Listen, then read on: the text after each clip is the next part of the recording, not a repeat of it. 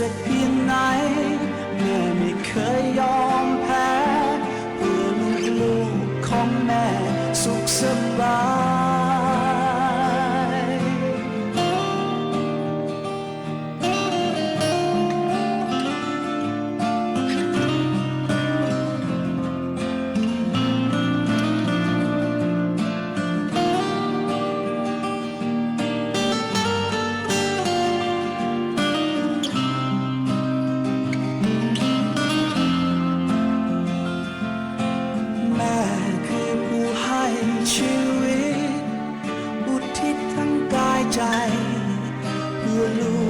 ของแม่ไม่ยากสักเพียงไหนแม่ไม่เคยยอมแพ้เพื่อลูกๆของแม่สุขสบายแม่ตรากตร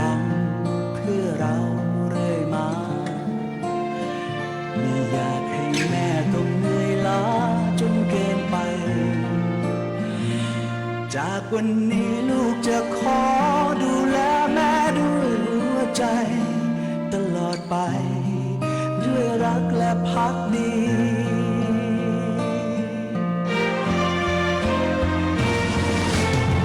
สายใยบางๆจะถักทอร้อยกันเป็นหนึ่งแม่ผู้เป็นที่พึ่งแม่ซึ่งเป็นศูนย์รวมใจ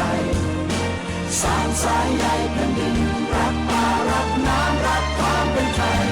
ตลอดไปเพื่อแม่ของเราสายใยบางๆจะถักทอร้อยกันเป็นหนึ่งแม่ผู้เป็นที่พึ่งแม่ซึ่งเป็นศูนย์รวมใจสานสายใยแผ่นดินคงความรักบนพื้นดินไทยตลอดไปเพื่อแม่ของเรา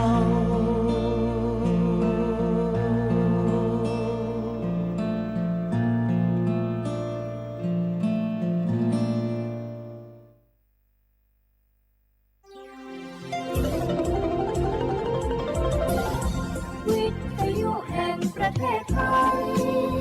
ให้ความรู้คู่ความสุข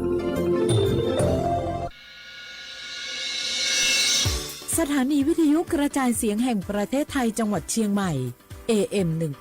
1476 กิโลเฮิรตซ์สถานีวิทยุภาคภาษาชาติพันธุ์แห่งเดียวในประเทศไทยที่มีความทันสมัยเชื่อถือได้สร้างอัตลักษณ์กลุ่มชาติพันธุ์สู่สากล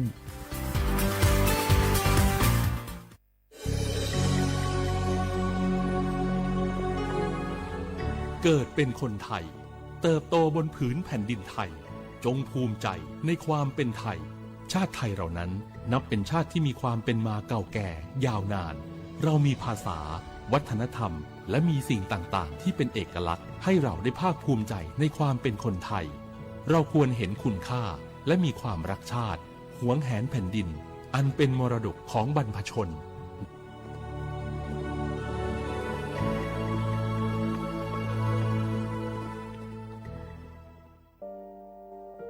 งาฮือละหุยาชอจิทอกาไทยมีกเวจอมออเอโลอาสะเลไกเปวิทัปปะตองาฮือมีมาลูจาเวโยงาฮือมีเวอเอโลแลมีจอมอเวอปาโลเกโลมุนอมาโคโลโกอิเปเวโย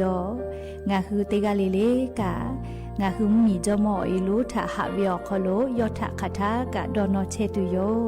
งาออโตแลละหุชอจิเวอตาละหุคอเป้าเสมานาคาโบเพวิโย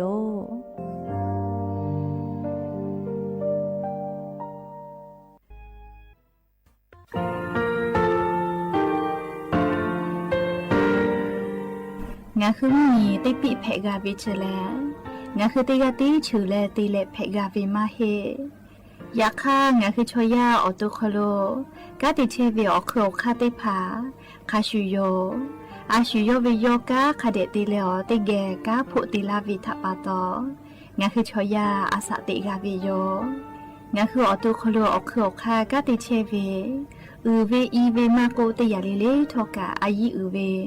คาชเวเพวิโยอลักวงาคือออโตโคโลอโครคากาติยายา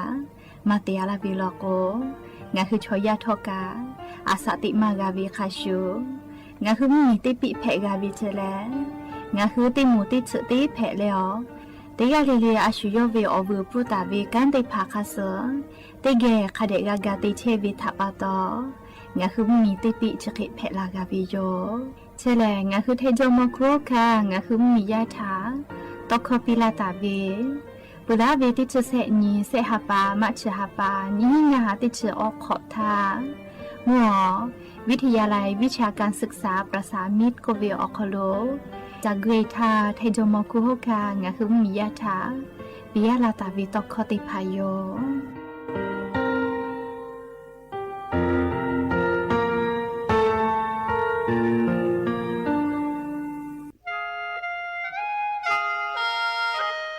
คณะรัฐมนตรีมติจอตาเวคาสนินชกอนิติชหปานิหิงาหาขอชิสขอบิอยาวคโล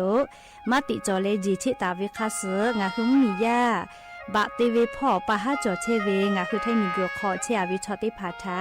บาติปีแต่ก็และจีชิตาเวคาสมีเวอเลี้ยวค่ามาตราติชสอคโลกุบตาเวงาคือมีอคโลชอตอชอลุพ่อเวพระราชบัญญัตินิหิงาหันชินขอคโล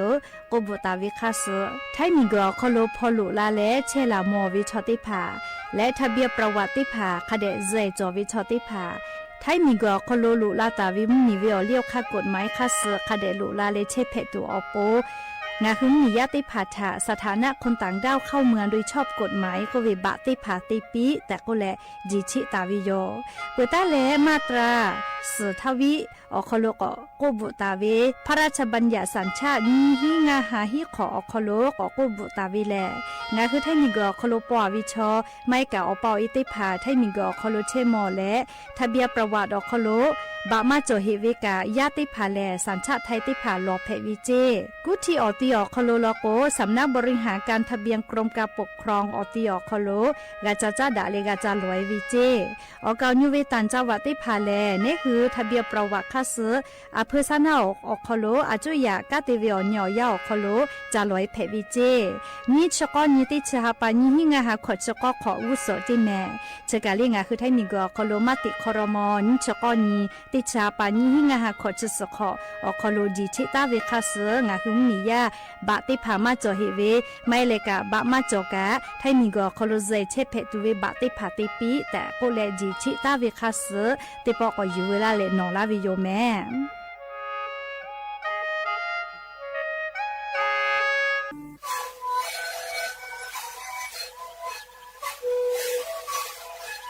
ชลิกูมันคือยาแก้เชื้อเวออกเข้าเชื้อแล้วหูเข้าตัวกูออกดีจังหวะที่ไหนเอ็มนาบาเด็กที่โอหาสุดขอตัวเฮเล่นเล่นหลอกเอาพ่อเอายาก็ช่วยได้นาลีไปแล้วไปชิ้นนาลีเล่นถือไปเอายาที่นาลีที่แต่แล้วพ่อนาลีชอบพยองเล่นเล่นแล้วหูคอเขาช่วยดีและงานแล้วหูคอก็ช่วยส่งมาในคาโบเมดิโซ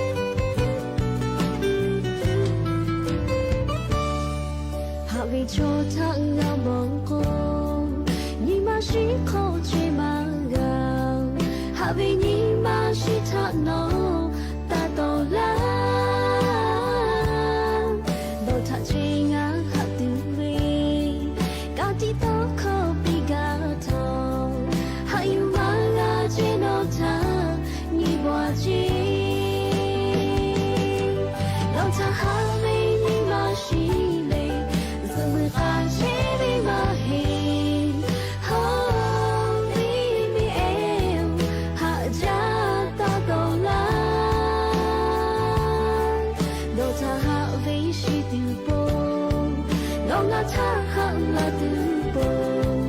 มีขอเองที่ถ้าจูเล่กงมาลา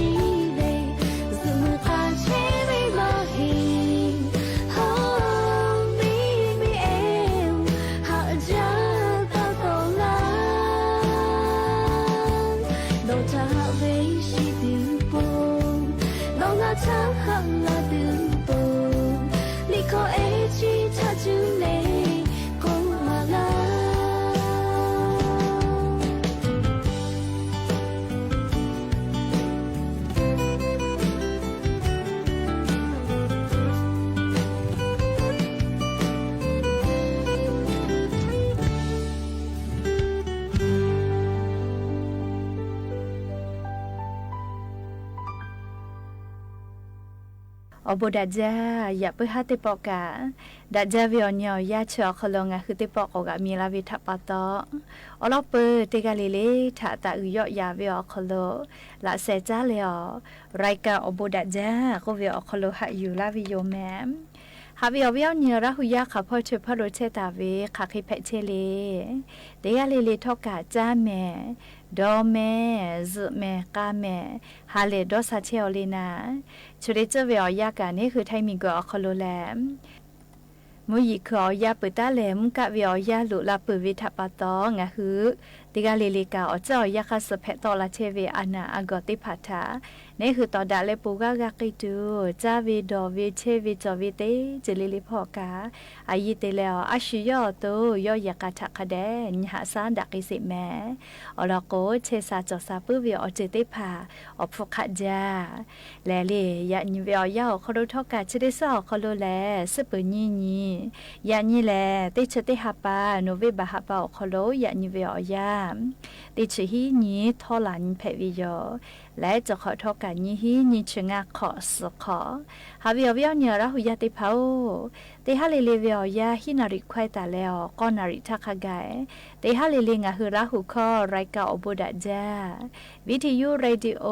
AMติฮิโอฮาสจิคอกิโลเฮิรตซ์เตไลพอ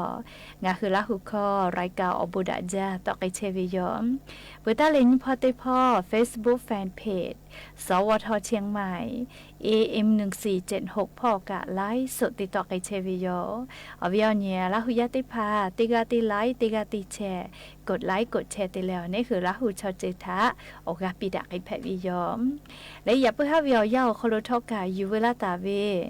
มีพ่อเวซาตาอลอติพาทอกาไลฟ์ลอยอยู่เวลาตาวิโยงะคือละหุยาจบป้าอุปาลุเชตาวิทอลุลาเลกากากาโมปุวิลโกอชอปะทักกะแปปีไกแพวิโยแม่อบดัจจาวิโยยานิมลอกอติปอทอกาดัจจาวิโอญอยาเชอคโลงะคือติปอกกะมีลาเลฉุปะอุปาลุเชตาวิงะคืออวิโอญีลาหุยาติภาเกลติแก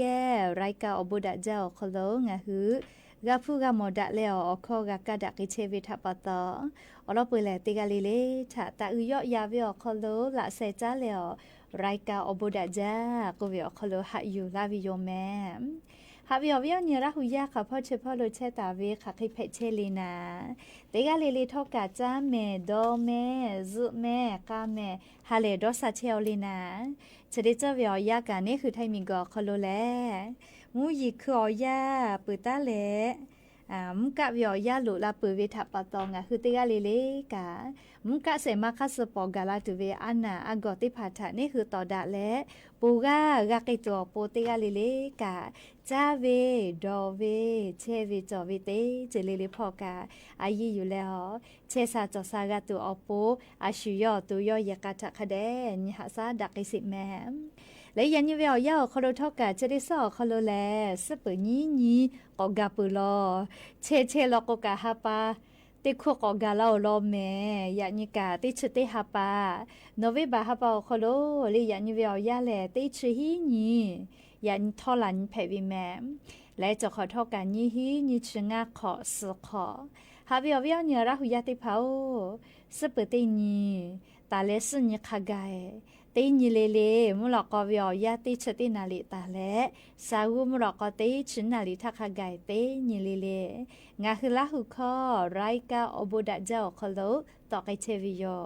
วิทยุเรดิโอพอAM ที่ฮิวอหาสจิคอกิโลเฮิรตซ์เตไลพองาคือละหุคอไรกาอบุดะเจ้าตอกไอเชวิโยแม่ปุตตะเลกันนิพอติพอ Facebook Fanpage สวทเชียงใหม่ AM 1476พ่อกาไลฟ์สดติดต่อไอเชียวอวิอนีละหุยาติพาลูลาเลติแกละหุคอพอนาเลอเฉป้าป้าโลเวงาคือละหุยาติพาทะติแกโอกาปิดะไอแพวิโยแล้วยานิมุลกอวิอยาคโลทอกะยูเวลาตาเวซาตาอลอติพาทอกะไลลอยูเวลาตาวิโยแม่อวิอนีละหุยาป้าเวอจะใจเวซาตาติพาทอกะเฟือละเพวิโยยาก็ยานิเวอยาอลอเปเตลองาคือติแกยูเวลาแลกาดะเจดักไอเจเวแลยานิงาหุมเมียวคโลแพกไอเชเว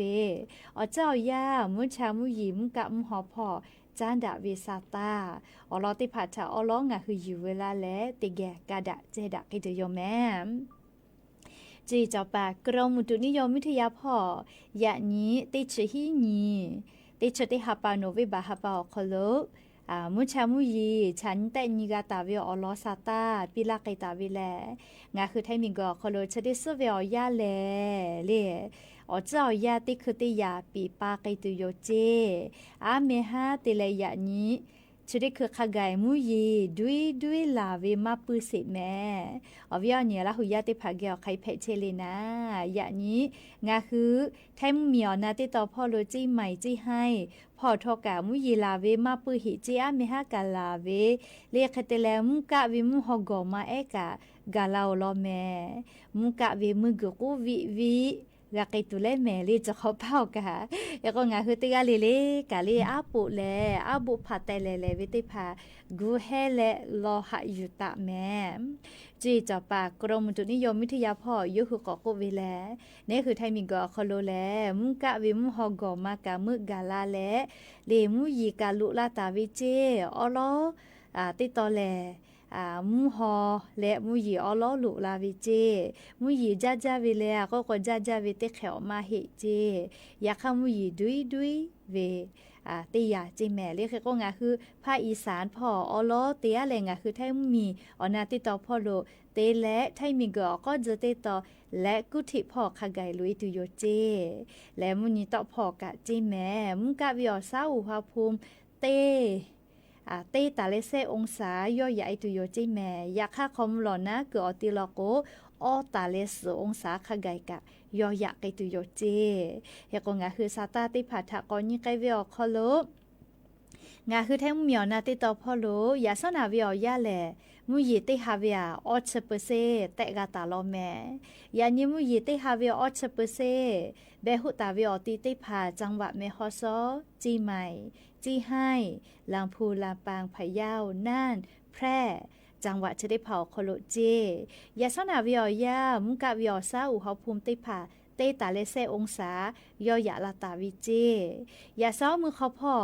มุกะวิวเฮาภูมิติผาเตกาตาวิติชีฮิตาเลนชิญยูองศาจิแม่เจเลยยะเล่าวิโยกอเลเพเล่าแม่มือเขาพ่อกะยาค่าเขามุหลอนะกอตีเขาโคหลอคุพ่อกะจาเลเลกะเวมือกกุกะวิเพโอเจเลคอมลอนะกอตีติผาคอโลมุกะวิอซาอุเฮาภูมิติผายะลาวิแลขอตาเลติชอองศายะลาวิเจและตาวาวิอยาลอกกันชงาตาลินชกอองศาอคโลเชตุโยจิแม่งาหัววิอเนี่ยละหุยาเกียวไขเพเชเลคอมลอนะกอติติผาคโลแลงาโดเวยาซอนาเลกะเจ้าเฮแม่เลเขโกติกาเลกะเชซาจอซากาตุอโปอายีอยู่แล้วอาชุยอตุถะคเดหะซะแม่เฮโกไทมีกือภาคอีสานพ่ออาจจะกอเวลาเมลิงคือไทยมุมยอนาติต่อพ่ออาเกกะภาคอีสานพ่อแลมุกะวิอซาหัวภูมิแซะตาเลงาองศาขกายะลาแลติกะติติมุยิกะจอวิเจเคเตแลเลไทยมีก็จะติต่อกะเตตาเลเซองศายะลาวิเจมุยิต่อพ่อกะเตตาเลเซองศายะคะไทยมีฮอติต่อพ่อมุยิลุติปือขอลุลาวิลอแม่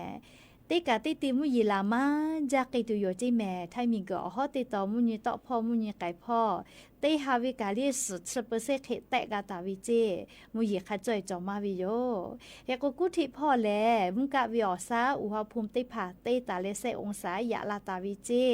มุยิลอโกเตฮาวิออ10%เจยันยิงะหัววิอเนี่ยละหุยะเชกอติอคโลไขเพเชลีนะอลอซาตาอจะเจวิฟุตาลาเพวิโยลิบเชติปอมุยิเชติปออยู่ให้แม่ลิมุกะวิมุฮอกอมาลูมึกกะลาตุเวคอมลอนะกอติแลมุฮอกะเพื่อเตโกเอกะกูเวแม่เลกะกูเวกะวิเจติกะมาให้กูเวเลเขกงะคือชะยอตุคโลอายีอืจาเวอติจอวิเจเลอลอติกะอุโกพ่อเจตากอคือเจแม่เลอุโกกอคือเวลาโกจะเย็นนาลาเวเลฮอนาชนาอุโกนาลาวิโยติอายีอืจาเวชะยาเลกอปีเจกอปีชะกะตอกะกายอเลจักกึกอคอกะแพเลก็คาเดกะฮัสซาเวเลกอปิกะเลกุญิเลเวคาเดฮอเจมุกะจาเวลโกอิกะกะเลอิกะกะนะเลเวดอเจกุกเอเวนาแค่กว่าเคตอตาดอเจเลเปือเลกะเลเซติลโกญิมากะปืเลญิมากะปืชะกะอายุจาญิมากะปืกอฮือเวลโกกะงาฮืออชิพุนาลาเวเลเชหาจอหาลาเวโยจลาเวเลคเตะแล้วเลมือติกะโอกาติกะคือต่อไปเจคือต่อไปแม่มาเตอายีอือเวเลก็เล่งอ่ะคือชอยาเว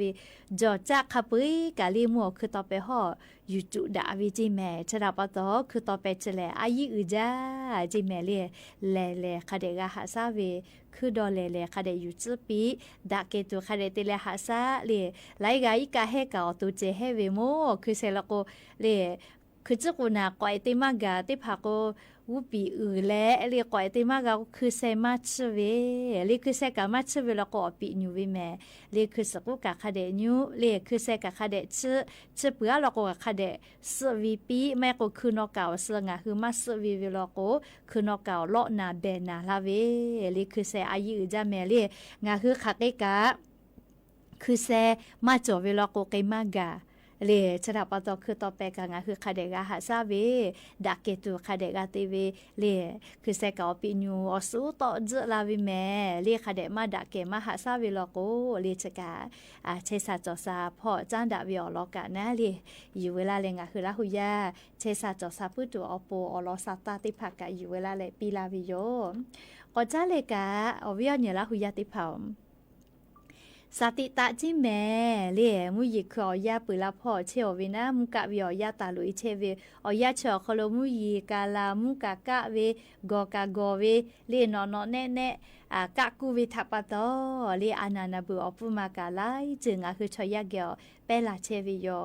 ชอยาเกอเปลาเชวิเจติมาเฮเล่งคือจ้าเชวิซาเล่ตุนุตุสะติภะเกอกะเปลาเวลอแม่จระปะตอเล่ตุนุตุสะพ่อกะติเชวิมอสละอุติภะทอกะ งาคือมียาติผาถาออลอซาตาติผาปีกาลาวิโยชดิเจแลอเจ้ายาปีปาวิมุกะวิอยาตาลุยเชอวิทัปปะตอตอลากุนอวิตุนุตุไซติผาถาสติตาเลฟะเจอลากตุนุตลากุนอวิตุนุตุไซติภาเกียเปลาวิเลไขวานกอานาเจไขวานกอานาชกะเพวิลโกหาสามากาเมเซวิเจติโยเลชดาปะตองาคือติกาเลกาเลสติตาเลฟะเจเนคือฟูตาเวกะติภาเลจุสจุวิเตเลนาเซเวเลไม่กาปัสสาลาเวขอสกาลาเวจะไขมอวิลโกกะกาเลตาพะจาจีแม่เลไขวานุอานานาบุกาเลสาเวลโกนี่คืออสามารถพัฒจากาลาเซทอกะเลแปลุลาลาวิเจเลนี่คือตัวคอลแปลุลาวิเจเลเคกงาคือคูตาเวกะติภากานาสาเวลโกอสาตาพัจาจีแม่ปุตตะเลกาเชเวอโคกะเลงาติภากาจีแม่ไขวานุอานาปุลาเวเลเคกงากาจงาติภาจาจูลาจาสลาเวกาเลตาฮาเลเลลาเซตาทออสาตาพะจาเลไขวานุอานานาบุกาเลสาเวลโกนี่คือทอเวอสาจาเวลโกกาไขวานุอานาชยติเจ้าคโลกเปกาลาเวลโกหาสามากาจิแม่เลยกงาฮือกะฮูเชเวอาเปหัวเวงะหัวเวติภาลโกกาเลติปอเลกะขอกะอูยูเวมาโกเลกะอใจเวมาโกนากะขอกะโกลาเซกะคาเดชจิแม่เลติกาเวลโกคุณอยู่บ่จะแล้วปูวกะกะปะจีกะเฮเลอบูมาดาเลอนี่คือฟูตาเวกะติภางะติภาไขวานุอานานาบุกาวิทยาทาจอยเวลโกเลนี่คืออเซพาอเซมานิหาซาปาชอยาเกียวกะแปลุลาลาวิเจเลคือกงคือติกาลิกะนะเลสติตากาตัวอโปเลชดิคือไขวานุอานา กาลีกาทิเปลาเชลแต่โควิดทับปะตองอ่ะคืออวิอเนี่ยละหุยะทะสติปิลาวิโยเฮโกกาโมเวเล่อบอมมีพ่อไล่เมียวคโลไขวานุอานาเพเลชกะสมาแม่เฮโกงอ่ะคือเล่วะกะหัววิติพาลกกะวะกะขอกะดะเกตุคาเดติญหาซาปิเจเล่คเตแลงอ่ะคือวะกะสาเวลโกกะตาดอฮอจิแม่เรียวะกะสเวลโกเรียกรมปศุสัตว์ก็เวทีอำเภอลีเลซานาแต่วิจอเรียหะทุปีเรียทุมาอานาเพเวทะหะฉันแต่ญิกาวิลโกจะแก่ๆชมามาลีมาเปเกเรียกกวงอ่ะคือติกาลีเลกาดอสกัสเปวินิมาจอวิอคโลอานาจะได้พามากาเป็นดากิไก่ตัวอโปเรียงอ่ะคือกาฟาวิโยแต่ก็แลอวิอนี่ละหุยาติพัทธาจุดนี้คืออเจ้ายาปีปาเวเลมุยิคอยาปืตาเลมุกาวิอยาลุลาเชวิทัปปะโตอานานาบืตุนุตุสะทะตอลากุนอวิตุนุตุสะทะตีเลงะคือชอยาเกียวเปลาเวไขวาโนอานาอลอติพาทอกายยูเวลาแลงะคือละหุยาติพัทธะสติปิลาวิโยแม่ก็จะเลยอย่าเพิ่งหัดปอชิดะกระดาษที่วิอลอสาตากะจะใครมาเจดีโยแม่โลลาเลออกกะพอนาเลออกกะปิลาเชวิงะคือราหุยาติกาลิเลกะอบูจาติกาลิเลซแม่กะแม่เชซาจอซาฮาเลดอซาวิอเนียวฮาเพปีอบูจายันยี่ก็มองก็พูดอะไรอบูจาชามากะยอจะปัจจุบันเราจะว่าแม่ชอบเราติเกกะติเลกะติเกกะมือเขาก็ชื่อคุยคุยอะไรดอชาไม่สิโก้เมื่อมึงไม่จำไม่ดอเขาก็ชื่อเชชจอชาอปอวิเขากันนากาปื้อวิ่งเขากันนากาปื้อชอบปะเขากันนากาปื้ออบูจาชาลามอปูจ้าเลยทำติ๊กไปละสลามาเนาะมาคุยเสียชอบปอกคุยเลยผมวิอันนี้พักจะเลยชกกันเลยฮาเลปูจ้าเลยอย่าปนเนี่ยข้าชกกันฮาเลปูจ้าไม่เขาชอบพอเวลาหุยชกฮาเลปูจ้าเลยนี่มาดัดจ้าล้อเลยมากาลาจอเสวชติผาเลยฮาจังกุนี่ละแม่งาคือละหุยเชคือคอดัดจ้าหอกอดัดจ้าจ้าจุดจุดที่ผาจมาจ้าล้อเลยจากาจอโอกาจ้าเลยอิชิมาชิกาจมาจ้าสามารถอที่ผากาเปจ้าวิอตีโลลีดาจ้าเวกาแฟกาโจลีอาปอกูกาจ้าตุติจุลีโจปูวิเมลีมาซาพอกาโจวิจิเมลีจ้าตุดตุเปจ้าวิอตีโลจ้าตุดตุเปจ้าวิอตีโลลีมันกาโจเซวิชอติพาเล ชูจ้าแม่เลยจะคือละแม่เขาซอกดิจอเลยยาก็ลาหาก็กันนี่มาดักจ้าโลเลยชอบเวลาหุยาฮาเลจ้าเลยอย่างนี้ที่แกก็เนี่ยก็เตะเลยกันฮาเลจ้าเลยเตะกันเลยกันเชซาจอซาปีเลยคือละคือมือจ้าว่าจ้าก็เขาลูกกันเลยคือสาวบุญอ่ะปีเลยเอาบุญจ้าบุญจ้าสลามที่ปอกกันหมดเลยหมูกระจ้าวินวะปอกกันจ้าต้องปอกกันสิกระดาษดีอ่ะ什么过来呢？สิตื้อ都饿死了。มาสักอย่างอ่ะก็จะรู้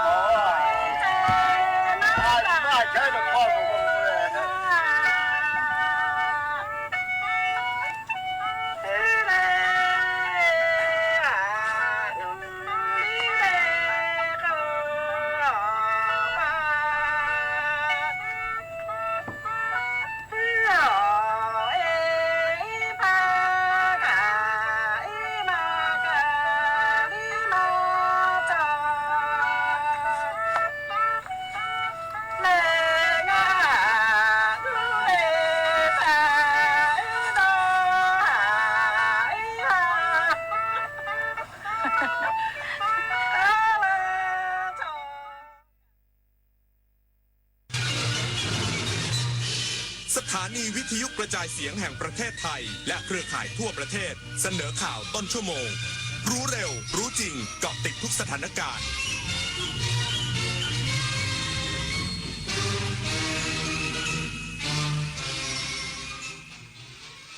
รับฟังข่าวต้นชั่วโมง 21 นาฬิกากับอานนท์ นันตสุคนครับนายกรัฐมนตรีเปิดเผยผลการหารือประธานาธิบดีสหรัฐแก้ปัญหาการเก็บกู้ทุนระเบิดชายแดนไทยกัมพูชา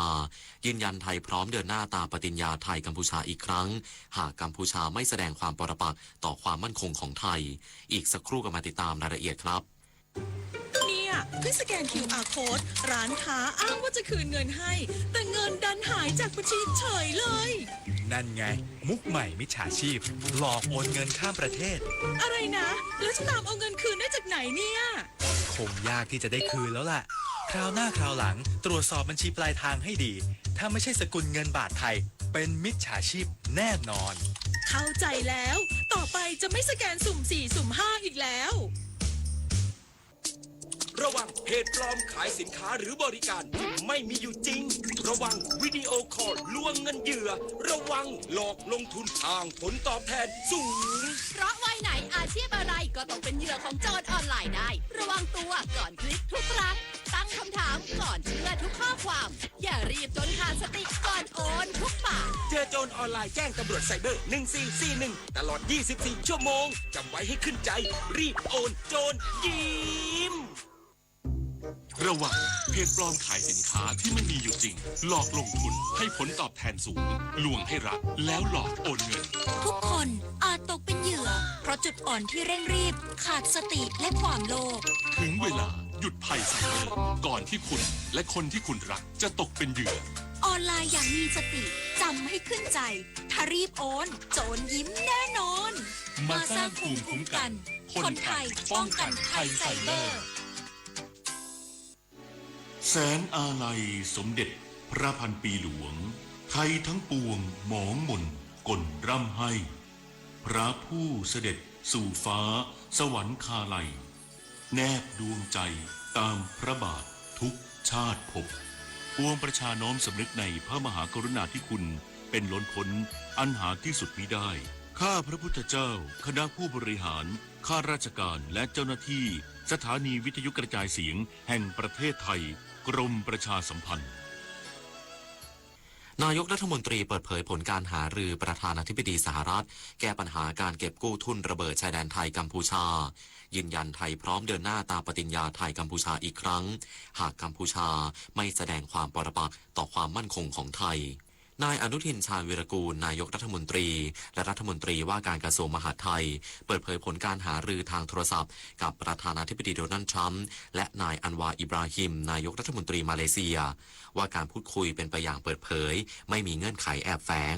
โดยสหรัฐแสดงความกังวลเรื่องการเก็บกู้ทุนระเบิดซึ่งฝ่ายไทยได้ชี้แจงว่าไทยจะระงับการดำเนินการตามปฏิญญาหากฝ่ายกัมพูชาละเมิดปฏิญญาเพื่อนำไปสู่สันติภาพไทยกัมพูชาซึ่งคำว่าระงับไม่ใช่การยกเลิกและไทยยังคงกู้ทุนระเบิดต่อเนื่องตามหลักมนุษยธรรมสำหรับความสัมพันธ์ไทยกัมพูชาไทยพร้อมเดินหน้าตามปฏิญญาไทยกัมพูชาอีกครั้งต่อเมื่อความเป็นปรปักษ์ของกัมพูชาไม่เป็นภัยต่อความมั่นคงของชาติซึ่งเมื่อได้รับคำชี้แจงประธานาธิบดีสหรัฐค่อนข้างพอใจและจะไปพูดคุยกับกัมพูชาไม่ให้ขัดขวางและให้เร่งกู้ทุนระเบิดให้เร็วที่สุดส่วนประเด็นภาษีศุลกากรตอบโต้ของสหรัฐนายกรัฐมนตรีระบุว่าสามารถปรับเปลี่ยนได้เสมอเพราะกระทรวงพาณิชย์สหรัฐได้ออกหนังสือให้ระงับการเจรจากับไทยก่อนที่ตนเองจะได้คุยกับประธานาธิบดีสหรัฐและหลังจากสหรัฐเข้าใจสถานการณ์ถูกต้องแล้วยังสามารถเจรจาต่อได้ที่ประชุมคณะกรรมการนโยบายและบริหารข้าวแห่งชาติมีมติเห็นชอบโครงการสินเชื่อชะลอการขายข้าวดูดซับปริมาณข้าวไทยล้นตลาดกว่า5ล้านตันนายวิทยากรมณีเนตรอธิบดีกรมการค้าภายในเปิดเผยว่าที่ประชุมคณะกรรมการนโยบายและบริหารข้าวแห่งชาติหรือนบคครั้งที่1ประจำปี2568โดยมีนายกรัฐมนตรีเป็นประธานได้อนุมัติโครงการสินเชื่อชะลอการขายข้าววงเงิน 9,000 ล้านบาทเพื่อดูดซับข้าวส่วนเกินในช่วงที่ข้าวล้นตลาดโดยเกษตรกรที่มียุ้งฉางจะได้รับสินเชื่อ 1,500 บาทต่อตันส่วนกรณียังไม่มียุ้งฉางสามารถร่วมกับสถาบันเกษตรกรเพื่อเก็บรักษาข้าวโดยรัฐบาลจะสนับสนุนงบประมาณให้สถาบันเกษตรกรในอัตราตันละ 1,000 บาทและเกษตรกรในอัตรา 500 บาทต่อตันนอกจากนี้ยังมีโครงการตลาดนัดข้าวเปลือกที่จะรับซื้อข้าวในราคาสูงกว่าตลาด 300-500 บาทต่อตันโดยมีจุดรับซื้อ300 จุดครอบคลุมพื้นที่กว่า40จังหวัดทั่วประเทศนอกจากนี้ที่ประชุมยังเห็นชอบแนวทางการบริหารจัดการเพื่อดูดซับข้าวส่วนเกิน3ล้านตันนำไปแปรรูปเป็นข้าวถุงเพื่อร่วมกับหน่วยงานที่เกี่ยวข้องผลักดันออกจากตลาดและการบรรลุข้อตกลงทางการค้าหรือ G2G กับจีนในการรับซื้อข้าว 500,000 ตันจากไทยรวมถึงการเจรจาทางการค้ากับสิงคโปร์ในการส่งออกข้าว 100,000 ตันส่งผลให้ขณะนี้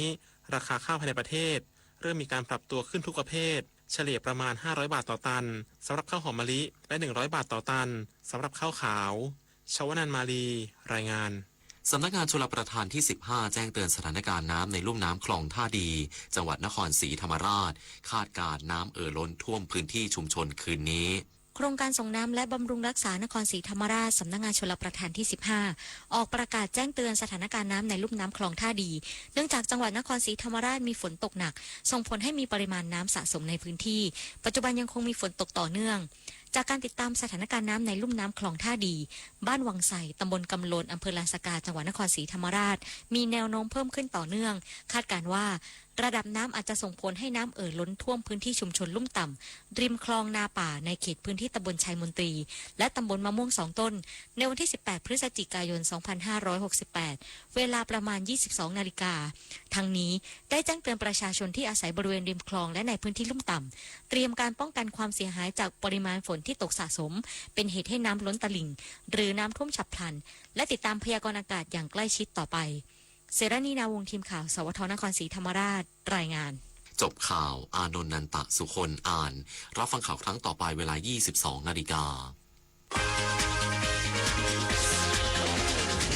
ติดตามข่าวที่นำเสนอไปแล้วได้ที่ www.thainews.pr วิทยุแห่งประเทศไทยให้ความรู้คู่ความสุข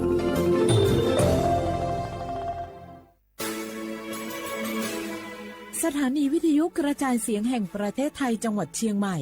AM 1476 กิโลเฮิรตซ์สถานีวิทยุภาคภาษาชาติพันธุ์แห่งเดียวในประเทศไทยที่มีความทันสมัยเชื่อถือได้สร้างอัตลักษณ์กลุ่มชาติพันธุ์สู่สากล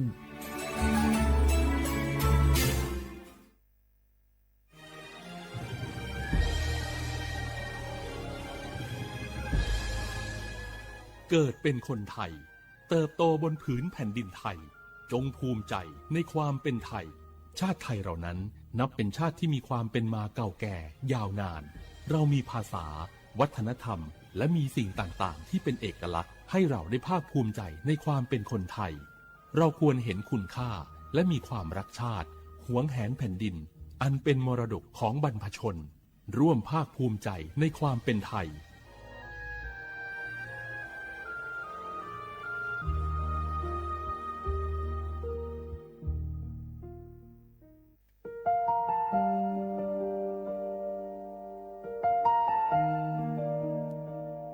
ขอน้อมเกล้าถวายอาลัยสมเด็จพระพันปีหลวงพระแม่แห่งแผ่นดินผู้ทรงเมตตาเหนือเกล้าขอพระองค์เสด็จสู่สวรรคาลัยข้าพระพุทธเจ้าข้าราชการและเจ้าหน้าที่สถานีวิทยุกระจายเสียงแห่งประเทศไทยจังหวัดเชียงใหม่กรมประชาสัมพันธ์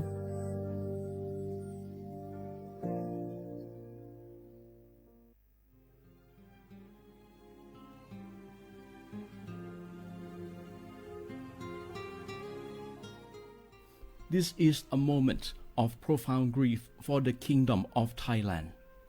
The collective voices of Radio Thailand Chiang Mai join the Thai nation in mourning the passing of our beloved Queen Martha, Her Majesty Queen Sirikit. Her life was a testament to the unwavering service, grace, and deep love for the Thai people. Our humble condolences and thoughts are with His Majesty the King, the royal family, and all the Thai people during this deeply sorrowful time. We will remember her forever.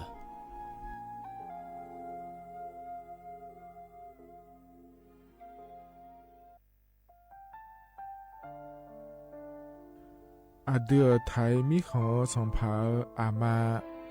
สมเด็จพระนางเจ้าสิริกิติ์พระบรมราชินีนาถพระบรมราชชนนีพันปีหลวงควยตาโอดาเลียกาชายันดาชอเนมาอายออามามิขอเปียวเนไทยมิขอกะดูอาคาชอเจอกะดูเงเกเนลาหมายแอจิเชนีถามิเนนือมาละเควมาเงเลเชญาเธอมิเนอาดิมาโยหานาลูอายองเนเกเนโยเยบอนเนมาอีนอายอมาโดอาดิเนโกเอียเนควยตาโอดาเลมิเนนือมาหน่วยสาวเนวอจอจอยเรญาอาดิมาโยหานาลูอายองนือมาละเควโยจอนาลูเนเกเนโยเยบอชอเนมางามาอาเขาชดเจอโยกานาลู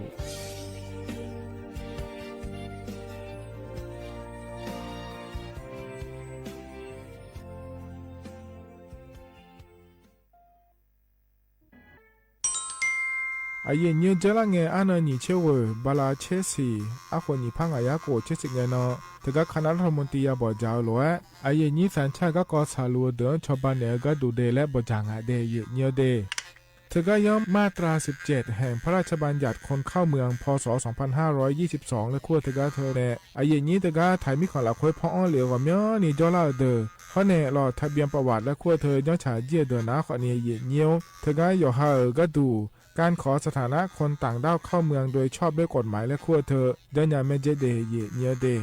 ข้อแน่เยเนียวมาตรา7ทวิแห่งพระราชบัญญัติสัญชาติพศ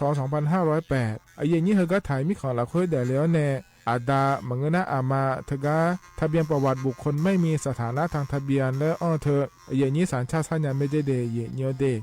ใช่ก็ดูนะคนในกู้เทเมืองหลักค่อยย่อนะเธอก็สำนักบริหารการทะเบียนกรมการปกครองและคุกาใช่ยังไม่ได้ยมมือยอหลักค่อยนะเยเนียวเธอก็ในอำเภอโยฮันเนโจดูรอราชการอายามหลักค่อยอันนี้เชื่อบาลาโกสีอาคนนี้พังอายาโกเชื่อขวงเกนีเดเยเนียว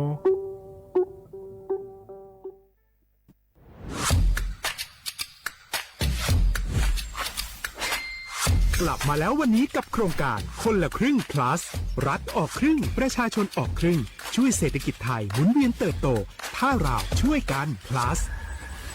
ต่อยอดให้เศรษฐกิจไทยเติบโตอย่างยั่งยืนด้วย5 plus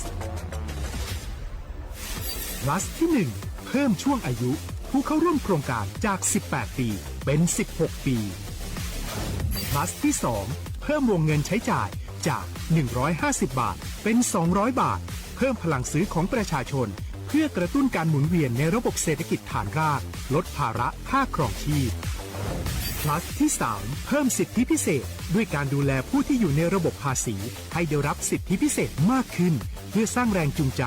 ให้ทุกคนร่วมอยู่ในระบบอย่างโปร่งใส plus ที่4เพิ่มโอกาสให้นิติบุคคลขนาดเล็กเข้าร่วมได้ให้ธุรกิจเติบโตเป็นกำลังสำคัญของเศรษฐกิจไทย plus ที่5เพิ่มทักษะใหม่เพื่อพัฒนาให้ร้านค้านำความรู้ใหม่ๆมาช่วยเพิ่มยอดขายลดต้นทุนเรียนรู้เติบโตและปรับตัวไปกับเทคโนโลยีใหม่เพื่อสร้างเศรษฐกิจที่แข็งแกร่งจากคนละครึ่งสู่คนละครึ่ง plus ไม่ว่าจะสั่งข้าวคนละจานชาเขียวคนละแก้วขนมเค้กคนละชิ้นหรือหลายๆชิ้นก็ใช้ส่วนลดได้ทันทีสูงสุดวันละ200 บาทแถมใช้กับฟู้ดเดลิเวอรี่ก็ยังได้สำหรับประชาชนไทยอายุ16ปีเป็นต้นไปสมัครรับสิทธิ์ผ่านแอปพลิเคชันเป๋าตังวันที่ 20-26 ตุลาคม 2568สำหรับร้านค้าที่สนใจร่วมโครงการสมัครได้ผ่านแอปถุงเงินวันที่ 15 ตุลาคมถึง 19 ธันวาคม 2568 แล้วเตรียมพร้อมรับลูกค้าจากทั่วประเทศเพราะนี่คือโครงการที่คนไทยทุกคนช่วยกัน plus เพื่อให้เศรษฐกิจไทยโตไปพร้อมกันโครงการคนละครึ่ง plus ดำเนินการภายใต้เป้าหมายที่ชัดเจนของรัฐบาลในความต้องการกระตุ้นเศรษฐกิจลดภาระค่าครองชีพให้ประชาชนและยกระดับศักยภาพผู้ประกอบการไทยให้พร้อมในยุคดิจิทัลโดยยังคงยึดหลักความโปร่งใสตรวจสอบได้และป้องกันการใช้สิทธิที่ผิดวัตถุประสงค์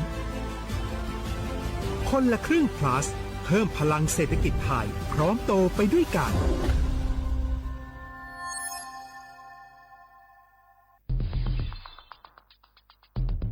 แค่3 ปีความเสียหายจากอาชญากรรมไซเบอร์ของคนไทยพุ่งทะลุถึง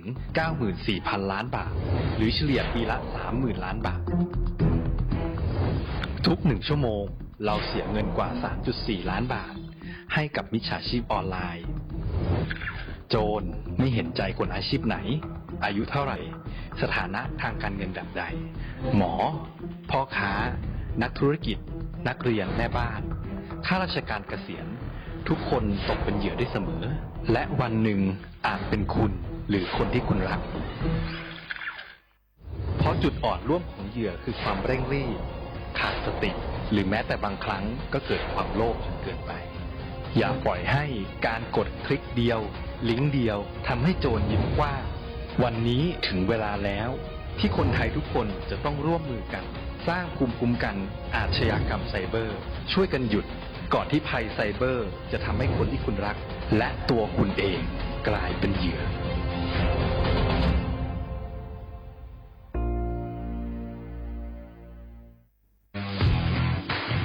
รัฐบาลไทยประกาศสงครามสแกมเมอร์รัฐบาลจึงได้ประกาศสงครามกับสแกมเมอร์ในฐานะที่สแกมเมอร์เป็นวาระแห่งชาติและในวันนี้ผมก็ได้ใช้โอกาสนี้มารายงานความคืบหน้าและเน้นย้ำถึงสิ่งที่เราต้องร่วมกันทำต่อไปรัฐบาลได้จัดตั้งคณะกรรมการอำนวยการป้องกันและปราบปรามอาชญากรรมทางเทคโนโลยีขึ้นมาโดยมีผมเป็นประธานด้วยตนเองเพื่อให้ทุกหน่วยงานทำงานไปในทิศทางเดียวกันเราได้มีการลงนามบันทึกความเข้าใจระหว่าง 15 หน่วยงานหลักทั้งภาครัฐและภาคเอกชนตลอดจนสถาบันการเงินเพื่ออุดช่องโหว่ทางการเงินและตัดเส้นทางเงินของกระบวนการอาชญากรรมเหล่านี้ให้สิ้นซากรวมพลังคนไทยต้านภัยสแกมเมอร์นายอนุทินชาญวีรกูลนายกรัฐมนตรี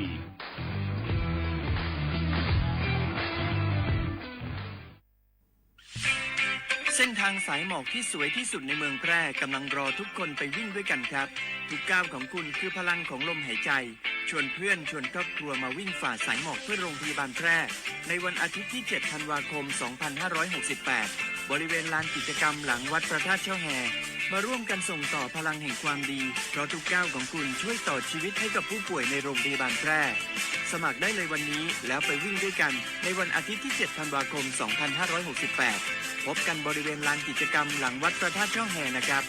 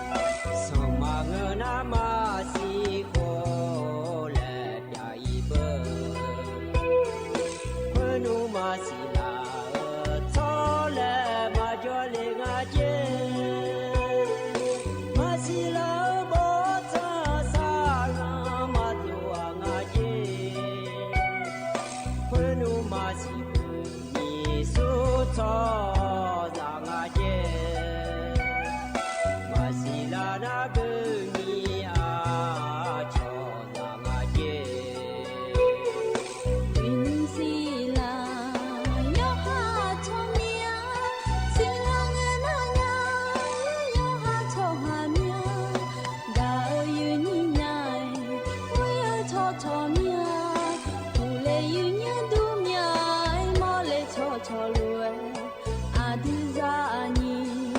Kipu Madale, so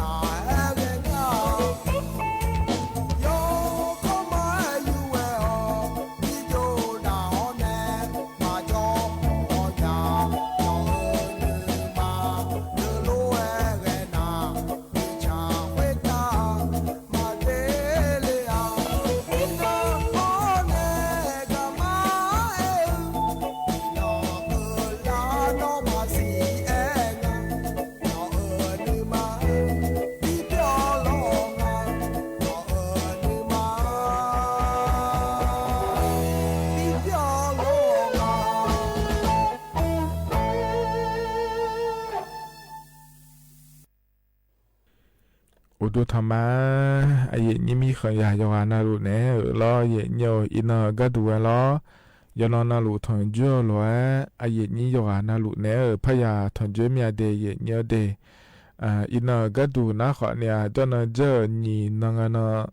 กละแม่เย่เนี่ยล้อวันอังคารเงี้ยงานในเย่นี้ไอ้เนียวเหรอก็ทอนจ่อละเงี้ยในเย่เนี่ยเอ็นธรรมะเดเย่เนียวเดงามาโดนะแล้วเนียวมินนฮอนในอินาเฮกามีอูดัวมาจ่อเดเย่เนียวเดอจิมินงาเลแล้วนะมินนเนี่ยมาเย่เนียวเฮกางามามีอูดัวปานเนรอจะชิกอนบิจองหลังก็ดูเดละชอการอบรมและคู่งานเทเย่เนี่ยบิจออียเย่เนี่ยแต่มินมินนเนี่ยอินนก็นี่เราอุสาวจีนินนลูงาอายาจอนฐานเนี่ยบิจายาเดเย่เนียวเดไอ้ขอเนี่ยอยากจะทานในวิจัยอย่างอ่ะเราอย่างนี้เขาก็ดูเขาก็ฮอลลีดากับจอมแม่อย่างนี้ยอมมาเนี่ยบีพอนเนี่ยมาอย่างนี้อยู่นะลูกเนี่ยทอนเจอไอ้ยามเราคุยเราอย่างนี้เธอมีเนี่ยไอ้อยากจะทานในวิจัยเดและจากการไอ้การดันในเล่อย่างนี้เราไอ้ขอเนี่ยอยู่ย้อนเราลูกชันเทนในหาลาลูกเรามาข้อปันเนี่ยมาเฟซบุ๊กปันเนี่ยมาเราชันเทนในหาจะไม่เดอย่างนี้เดน่าขั้นที่สองก็ดูนะนัวเราอย่างนี้เขาก็มีอ้วนดูจอเนี่ยเย่เนี่ยทอนจ่อมาเดเย่เนี่ยเดที่มีเนี่ยเราเย่เนี่ยชนเทนเนี่ยนะหันยาแม่ตัวจะจ่าโลนะเราเนี่ยขั้นที่สองจ่าเลยยาแม่เดเย่เนี่ยเดไอ้ที่ขอรู้จะได้มาเย่เนี่ยเราเฮกันเนี่ยนะมีหัวปลาก็ดูนะคนนี้เธอเนี่ยตัวช้าพอในปีหน้าหาดาเรางานเนี่ยก็ต้องเชื่อก็เกาะแล้ว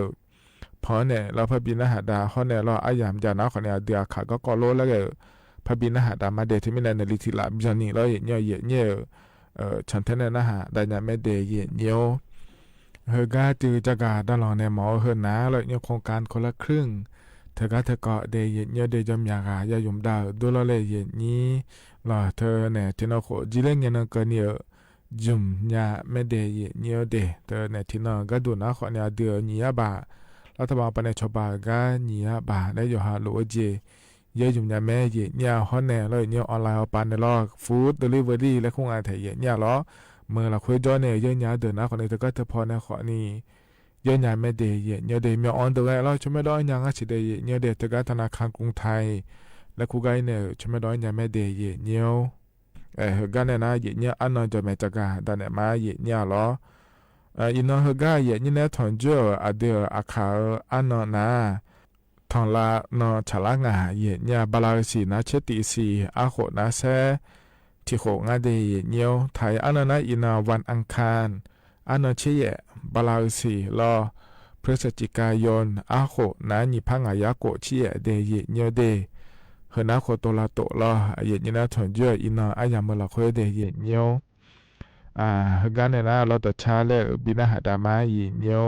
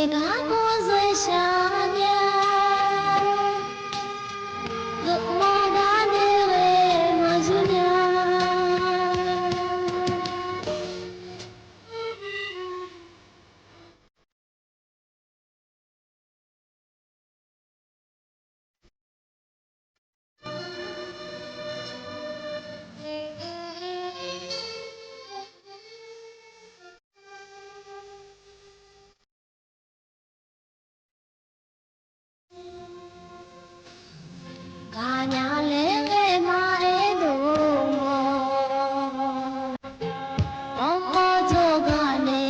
ခိုင်လို့ဒီကလူအာနာနီက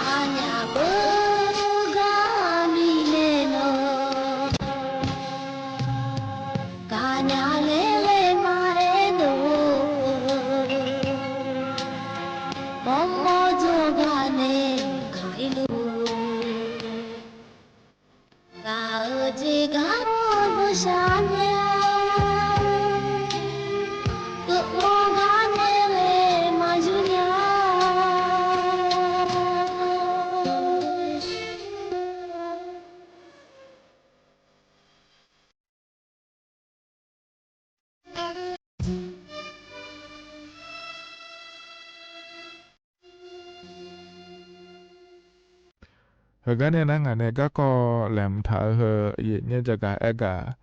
ดาแหนในบิสิบิกามาเดเยเนี่ยเดเยเนี่ยที่ปอนาเดือโลละเงี้ยนะอยู่หาอีกครั้งละคุยแต่มาเงอรอเยเนี่ยอุมานาละเงี้ยโลเลยนี่กันนี่เอียโลละแม่เนี่ยเยนี่ถึงมีในโลละนะขอเนี่ยก็ตัวแพจังอะไรเขาเข้ามาอย่าแจงไอ้แม่เนี่ยเยนี่ก็ดูมาเนี่ยเอียละเนี่ยอย่าแจงเธอนะขอเนี่ยชอไทยป่ะก็ดูนะขอเนี่ยห้องน้ำสาธารณะและคงอาจจะอย่างกันนี่ส่วนของอินเนียยาวเธอนะรอเยอะน่าเธอเอ็กนะขอเนี่ยอยู่นะรู้อีห่อดูยุ่มห่อดูรอเลยนี้รอเธอก็มีหัวมัวดูเราคุยมารอเลยนี้เธอชวนนามาดองดูมาดเดกาดูมารอเนี่ยว่าอย่างนี้หัวก็ยังอีอะไรเงี้ยอีนะอาจีมาย้อนนะขอเนี่ยอยู่หานักก้อนอยู่ละยังไงจะเดย์เนี่ยเดทีนี้เนี่ยเรานักก็มาบินอยู่ละพายเลยใช่ยังมาบินก็ละพายอาจจะรู้ว่าย้อนยาผางาแล้วยืนอยู่ไม่จะกะเอกะดาเนี่ยในบิสิบิกาเนี่ยเดียเนี่ยเดียดึงมายุ่งเยอะกันนะเลยเนี่ยกันนี้อาเกมัวอาเกกาเราชอบห้องน้ำสาธารณะในขั้วเธออย่าบุยเสืออย่างงั้นเลยแล้วอย่าจอนาลูอีเนี่ยละเนี่ยเราอยู่มัวกาอยู่มีเจเดียเนี่ยเดียน่าอายุนักกันนี้เธอเราอยู่ห้องน้ำในขั้วเธอชอบการรับรองมาตรฐานส้วมสาธารณะสะอาดและขั้วเธอยาเจเนี่ยเราถึงการรัฐบาลไปในคำเนี่ยก็เดินหน้ายบุไม่เดแล้วเราเนี่ยเขาก็อีเนี่ยไอ้เนี่ยอยู่มีเนี่ยแม่เจเดียเนี่ยเดน่าเราเนี่ยเธออย่าจีอย่ากันเนี่ยเราคือถ้าดองอันเดแล้วไอ้เกิดงานในนี่อย่าดูกันนี่ยังไงอยู่ยังไงล่ะด้วยช่วยในเกิดนักคนเนี่ยเนี่ยบุตรีอานาเธอไอ้เยอะกับครั้งยังเลยชอบประจำเดือนนะคุ้งเอาล่ะ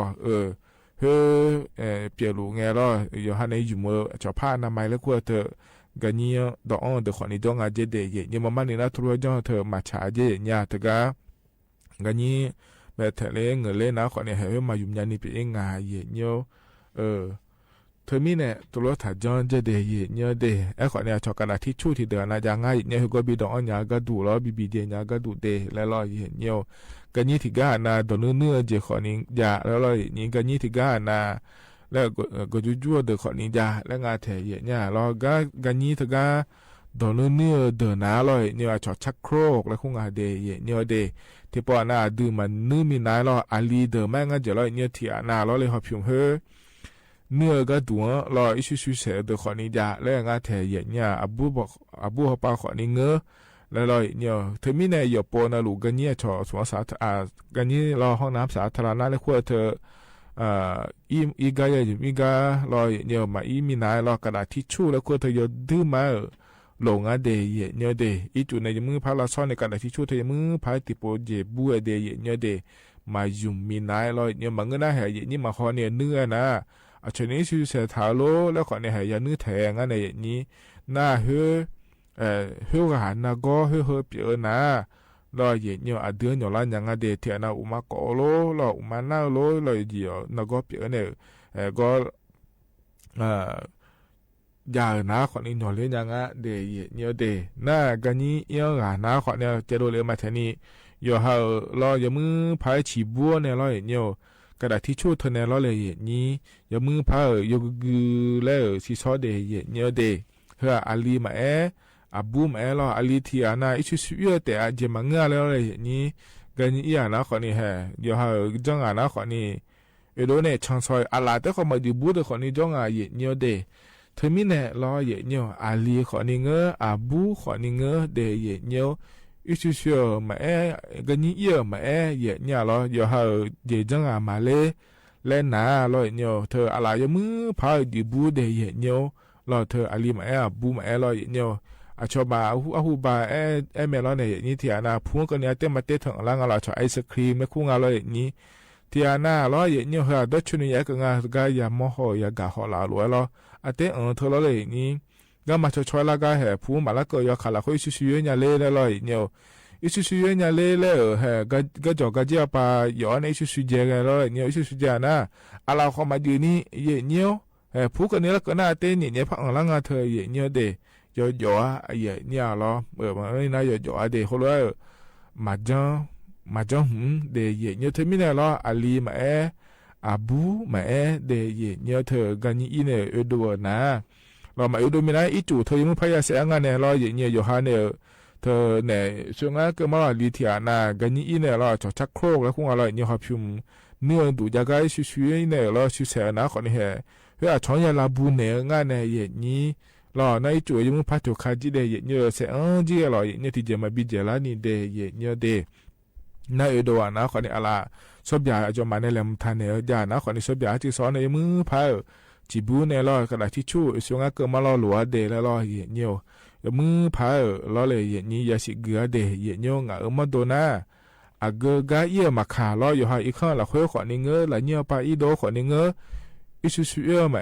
กันนี่เยี่ยมาอย่าปนอาลุโลเนี่ยอีโดเงกระดาษทิชชู่แล้วก็เธออยู่ในอีโดเนี่ยอิสุสุเยขอนี่ยายุ่มล้อเนี่ยกันนี่เยี่ยขอนี่ยายุ่มล้อที่อานาล้อเนี่ยแห่ฮกาตอนเฮล้อเนี่ย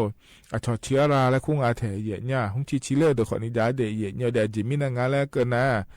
เธอเนี่ยกันนี่อิงล้ออีจู่แล้วจะมือพายอยู่ฮกาชิบูกาจิเนี่ยล้ออยู่แล้วทุโรล้อเลยนี่มาสิกนี่ล้ออยู่แล้วทุเรศเลยเนี่ยเหรอที่พอแต่ละดีดุมซอยโลแล้วเราอยู่อาชีพยังเฮ้ยเนี่ยเราละดีไปแล้วที่ไม่ได้อยู่อะไรหอมเมียนี่จานะคนนี้เธอเนี่ยเชียร์ลาแล้วคู่เธอเปลี่ยนร้านยางงานเนี่ยอย่างนี้หรอที่ไม่เนี่ยคนรู้ก็ขอนี่ยาจ้าเดย์เนี่ยเด็กกระดาษทิชชู่เธอจะดื้อไม้หลัวอยู่อันนั้นหลัวยุ่งมือแม่เดย์เนี่ยเดย์เขาเนี่ยเราถึงก็ชอบผู้ประกอบการแล้วคู่เนี่ยจะมาเจ๊งไงดื้อเนี่ยเธอก็จะหอจะดูอะไรเนี่ยร้านอาหารแล้วคงอะไรอีเนี่ยกันนี่เยอะลงเนี่ยนะก็อาจจะมาดูมันเนี่ยเยอะดูแล้วอาจจะมาดูอะไรอะไรเนี่ยก็ดูงั้นเลยแล้วนะคนนี้เธอกันนี่บูแล้วก็อะไรเนี่ยละอาจจะเนี่ยจะนอนลุยชิบุเนี่ยจะเดที่นั่นเราค่อยยอมอย่างละเราอยู่ร้านมีอะไรเนี่ยยอมมาคนนี้ยอมมาช่วยหาอะไรมันแทงอ่ะเธอเนี่ยเธอก็อยู่มานะคนนี้แล้วเนี่ยเราบุเล่เนี่ยพายแล้วเราเนี่ยนะที่โปรแต่มันก็ยอมอยากบอกคนนี้ย้อนในหลังเธอล้ออยู่ที่อานากันยิ่งเงี้ยส่งอันเนี่ยรู้ล้ออยู่หาอยู่เทรู้อยู่หาจังอานาคนนี้เทมินเนี่ยจะดูรู้ล้อที่อานาอีจุดแต่ว่ามาถึงขั้นเนี่ยจ่อเดย์เนี่ยเดย์เธอเนี่ยอีจุดแต่ว่ามาเสียงอันนี้ล้อเลยอย่างนี้เทมินเนี่ยหัวล้อยังมอนะคนนี้หายอยู่มาคนนี้ยังย้อนเนี่ยงานเนี่ยอย่างนี้น่าชอบอยากหุ่มมาคนนี้อะไรมันทานเนี่ยจะเดย์อย่างนี้เฮ้ออย่างนี้ที่อานาล้อเธอทอจะดูโลนะดูโลแล้วหัวล้อเด็กพองฐานะคนนี้เลยมันเนี่ยพายแล้วเนี่ยเลยเดย์เนี่ยเดย์หน้าทางขยะแล้วคงอะไรเนี่ยอย่างเงี้ยต้องจะบีเดียดูคนนี้จะเลยมันทานเนี่ยแล้วเดย์เนี่ยเดย์เธอมีเนี่ยล้อเธอดื่มมาเห็นก็อยู่เนี่ยปฏิบัติพายเกิดมาแต่เนี่ยล้อเจยังพายงานกันยิ่งเงี้ยแล้วนะคนเนี่ยเธอเนี่ยยุ่งนะเบอร์อีจูในที่โซ่เจแล้วยังเราอีจูอาจจะขอนี้จะรอหน้าเหมือนกันนะขอเนี่ยเธอนับโบเนี่ยขอนี้ที่โซ่ยาแล้วขอนี้จะเธอก็เธอหัวขอนี้ยาจังงานจะเดย์เนี่ยเดย์อย่าหยองอารมณ์มาหยองอารมณ์แล้วที่อย่าห้องงานเนี่ยนี่น่าจะช่วยงานเนี่ยล้อเลยเนี่ยขอพิมพ์ล้อเธอก็ดื่มมานื้อมีนะชอชักโครแล้วคงอร่อยเนี่ยเธอก็เธออย่าบุ้งอารมณ์แล้วขอนี้อย่าห่อล้อหน้าด่าโอล้อดื่มมาในเช้าอีล่าเธอก็ยิ่งอะไรเงี้ยล้อเธอก็ขอนี้ยาจังล้อเลยอย่างนี้เธอมีเนี่ยเดี๋ยวเธอก็เล่าพังเธอแต่ขอนี้เราเนี่ยชอบรูปบิดแล้วคงเรากับเจ๊พังจุ่มเบอร์แล้วดื่มมาอีล่านะขอนี้เขาก็ยังเหนื่อยเรื่องอะไรเนี่ยที่อาณาช่วงนั้นเกิดมาล้อ เราผิดแท้ในชื่อนะขอเนี่ยเฮก็เราพยายามอย่าเล่นอะเธออย่าโยมมาลาบูมินาเราเลยอย่านี้เธอไม่ได้ง่ายเกินมาเราอย่างเงี้ยยอนะลูโดนะอีจุยมือพาละชิบูเดแล้วมันก็น่าให้เขาก็ในขอเนี่ยนักก็เที่ยหน่อเล่นยังไงเดย์เงี้ยเดเธอมีในเฮนะขอเนี่ยยอนะลูกันนี้ล่ะเธอชอบเนี่ยแหลมถากาจอลองห้องน้ำสาธารณะและครัวถึงงานอย่างนี้อีเนี่ยเราอยู่ให้ย้อนยาผายแล้วเราหัวรถย้อนเดแล้วจะกะกะได้เนี่ยบิสิบิกาเลเดย์เงี้ยเด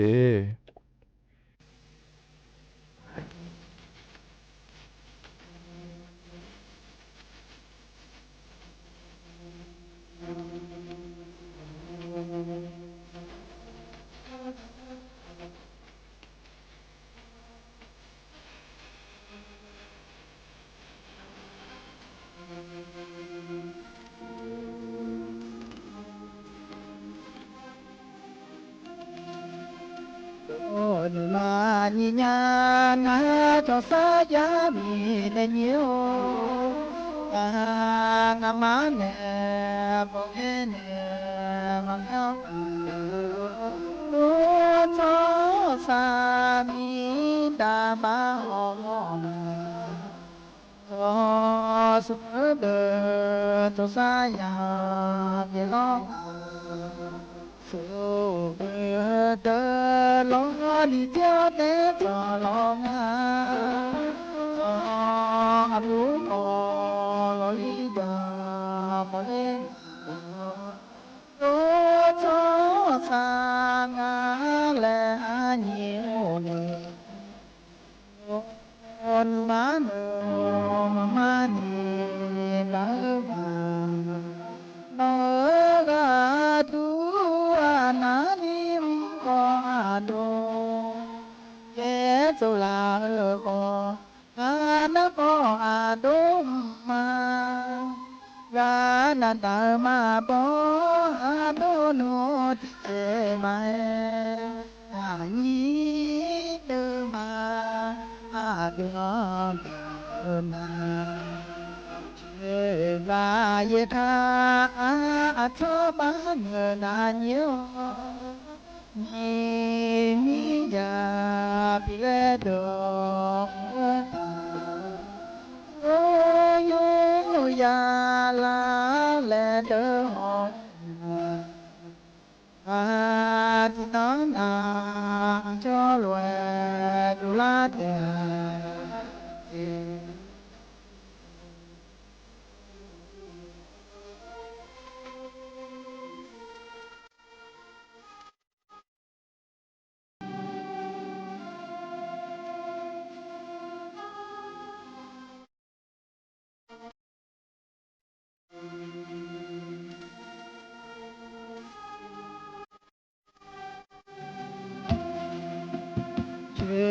บายทา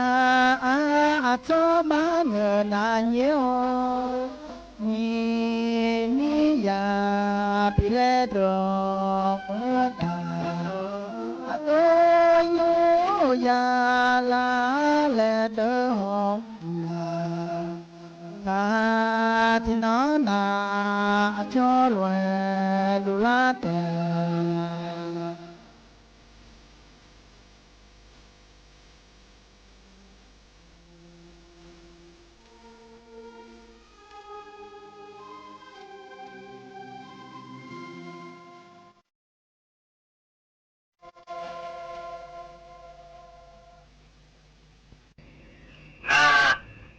อันนมาเบที่กินจันเนญลีอาคาอาบูอายุกันเนี่ยอาคามีอายุจันเนี่ยชื่องาเลยก็อุบาพิมิเย่เป็นเดียวเนี่ยท่ายามเดงเงท่าจะอยู่จู่นาลูกเดียวเนี่ยอีกข้อตัวเนี่ยปิจวัตยีอีกข้อยกคู่งาเลยน่าอาเทวมาปลอยุมาเลยขวดยีเพื่อมาปลอยุมาเลยคงการท่าอยู่จู่นาลูกเดี๋ยวเนี่ยปิจงเงยามีอาบุมาเป็นนี่อาลีเตเบกเมจีเพื่อมียาคุณน่าที่นักคือลังเนี่ยอาลีเตเบกมินเนี่ยจู่เลยหูลิมาปงาเลยอันเนี่ยเพื่อมียาเนี่ยดูอันเนี่ย อาบัวเบลเนี่ยอาลีเดือคู่อ่ะจีคุยมิเนี่ยอาลีเดือคู่ไงจ้าเพื่อมีเจ้าก็อุจิแล้วคู่คุยอ่ะมีแต่บินเนี่ยยาแล้วมาคู่นี้เพื่อมีเจ้าก็อุจิแล้วคู่มิเนี่ยเพื่อมีเจ้าก็อีอ่ะจีน่าอีน่าอาคางาเลยน่าน้องมันเนี่ยน่าหายก็คือมาน้องมาเนี่ยจะละก็คือเชื่อมาเลยเนี่ยมาอีอ่ะจีน่าเพื่อมีเจ้าก็อีกเงี้ยน้องมาอยู่กันน้องอุจิมาละแล้วน่าหายจีเพื่อมีเจ้าก็อีกเงี้ยชอบคนเดียวน่าอยู่กันน้องอุจิมาแล้วมีเนี่ยอาลีทีกาอาบุทีกาบินเนี่ยเนี่ยบิวลาจีบิวลาไงจ้าข้าจะก็คือลาไงข้าจ้าแล้วมันเดี๋ยวนี้ข้าจะก็คือลาไงข้าก็มีแต่มาบอกน่าชอบมีแต่ชวนเนี่ยลาไงยอมมีแต่มาจ้ามีเนี่ยข้าลิกายอที่นี่จะมีแต่บินเนี่ยละแล้วเพื่อมีเจ้าก็ย้อนเนี่ยใช้ยาจีใช้ไงจ้าน้องมาอยู่กันน้อยจีมาแล้วมีเนี่ยอาบุอยู่กันน้องบิจิเลยอาบุที่กำพัดละแล้วเนี่ยจีเพื่อมีน่าครูเนี่ยไงจ้าข้างงานเลยน่าเพื่อมีเงยชาจียอจีเป็นเนี่ยละแล้วยอจีเป็นเนี่ยละแล้วน่าบิจิมีเนี่ยบินเนี่ยยังถูแล้วจีน่าข้าเขาก็ยอมีแต่บินเนี่ยน้องก็คือมาอุลีแล้วจีมีคนเนี่ยเพื่อมีข้าจนเนี่ยน่ามาอุลีแล้วมีเนี่ยลายงาลายแล้วเนี่ยตัวไม่บุคคลที่เขาเพื่อมีเนี่ยบุคคลที่เขาบัดเนี่ยเนี่ยน้องข้าอีที่เขาน่าบอกพอถึงเจอเนี่ยชิบุกุลีแล้วเนี่ยจะบุคคลเขาคนเนี่ยเลยน่าคนมีเนี่ยข้าชิบุกุเนี่ยน่าบอกคือเจ้ากุคนมีเนี่ยกว่าจะเพื่อมีเนี่ยคนรู้เอ็นเด็กมีเนี่ยเขากูเลี้ยแล้วน้องกูชอบละกันน้องมีแต่แม่เลี้ยเนี่ยจีก็มาชิกูเลี้ยน่ะพันนี้เราก็ชินเนี่ยเนี่ยจะมีที่กาจอเนี่ยลูบีกูชอบละจีลูบีจอเนี่ยกูชอบละน่ะยอมมีแต่เมียเลี้ยเนี่ยยอเนี่ยเดี๋ยวจะมีหัวเชื้อเนี่ยอุเลี้ยจีอุเลี้ยไงจ้าเนี่ยจะมีหัวเนี่ยเชื่อของมาตรงลูเนี่ยมีนี่ก็มีเนี่ยเดี๋ยวชอบหาจารย์เนี่ยเชื่อถ้าดูมาจะมีเนี่ยนี่มีนี่ละมันก็แค่มาตรงลูมีเนี่ยบุคคลเขาข้างอย่างคนดูบุคคลเขาข้างอุดพรเนี่ยตัวดูเจ้าเนี่ยพิธีพิธีอาจจะคนมีเนี่ยขาพิธีย้อนยุ่งและดูอุกาโดล่าพิธีย้อนยุ่งและดูขาพิธีต่อเติมดูอุกาโดล่าบุคคลเขาอุดพรตัวเจ้าเนี่ยชื่อและชื่อตรงบิดงมินเนี่ยบุคคลอุดมพอตัวเจ้าเนี่ยบิดงมินเนี่ยว่าดูละจีน่าลามากาเพลบัดตรงลูมินเนี่ยอุดูก็อุเชโตที่จีมาจาลูมินเนี่ยที่จีมาจาลูมินเนี่ยงาเจ็บพอขอยอเนี่ยอุเชก็อุเชโลจังเนี่ยอุลัวขาเชลูเมล่าคนมินเนี่ยงาเจ็บพอขออุเชปากขางาอุเชปากขาอุเชน่าตัวลูกเออปะปะคูลมูเล่ลาจูลาจานเนี่ยเชจานเนี่ยก็มอล้อละขาเนี่ยอุลิมีเนี่ยเดือขามายอจูยอเกอฮุกาโดล่าจียอจูยอเกอดูเธอ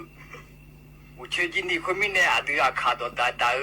มีเราอุดัวเป็นมาชงโคเลยมีเราอุเชงอาเจชิขอเลยด่าคนมีเนี่ยพิลิตัวตัวตะกาโดล่าเมื่อที่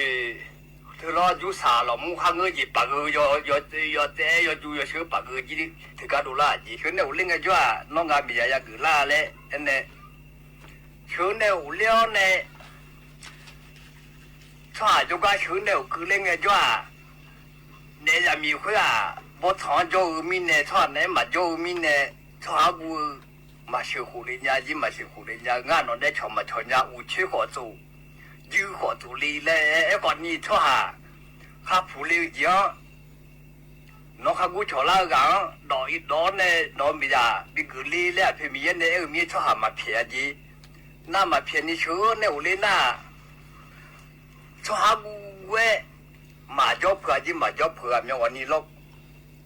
ยาสาแต่ใจยินเนี่ยพันนี้เราวิชินี้แต่หรือแต่บีจอจีน่านอนในบินเนี่ยละเงามีราทึกาชอบหาเนี่ยมาจบมีเนี่ยมาจบผมงานเนี่ยมาจบเนี่ยละงาจนเจ้าผังงาเลยเพื่อมีเจ้าก้าผ้าไอ้ยาจีงาเงามีราเนี่ยมาอยู่พื้นยาเลยเนี่ยจีนอนในบินเนี่ยละงามีราทึกาอุเชื่อขอจูยื้อขอจูอายุงาขอละงาเลยงายื้อขอมจูเชื่อมันจูมีเนี่ยเลย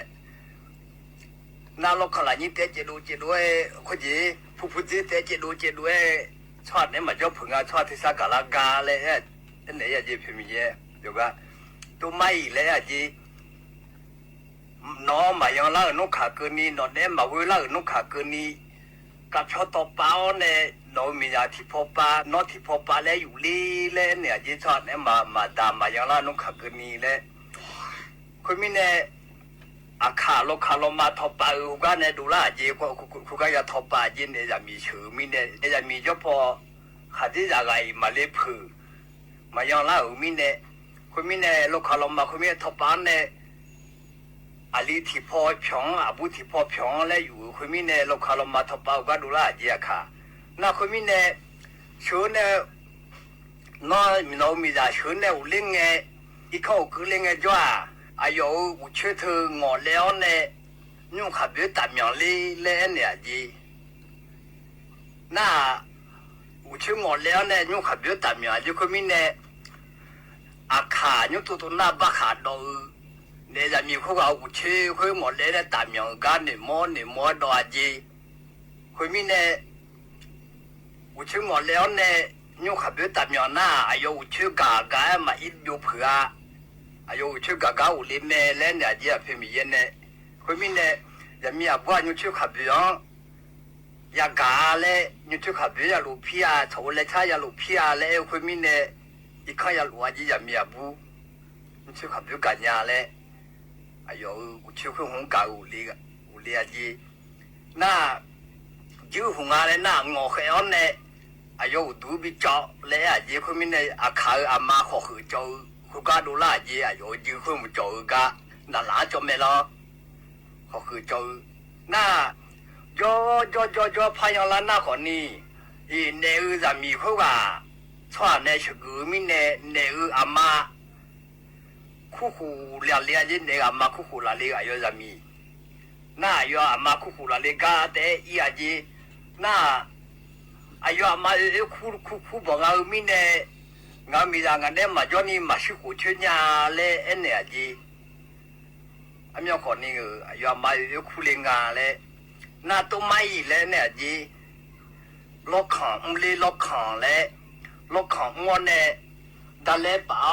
คุณป่าเขาเดาพอพิอทีมละแต่พอพิอทีมแล้วเขาเรื่องนี้เลยเดาพอทีเรื่องละถ้าพอทีเรื่องแล้วขาดทุนเนี่ยเปียตัวช้ออาจีมขอเปียเนี่ยตาเมียเนี่ยดันเลยเรามุ่งน่ะที่น่ะจ่าเรามุ่งเดือเนี่ยเนื้อข้าวตัวเนี่ยล็อกของลีเลยจะล็อกของลิงจ้าอาบุทีกาอาลีทีกาและเปียเนี่ยชิทาลีเลยจะล็อกของผู้ที่หัวเลยนอว่าเนี่ยอามาอยู่พอพิองเลยคุยมอน่าเนี่ยล็อกของเราคุยมาอุลาเลยเนี่ยจีน่า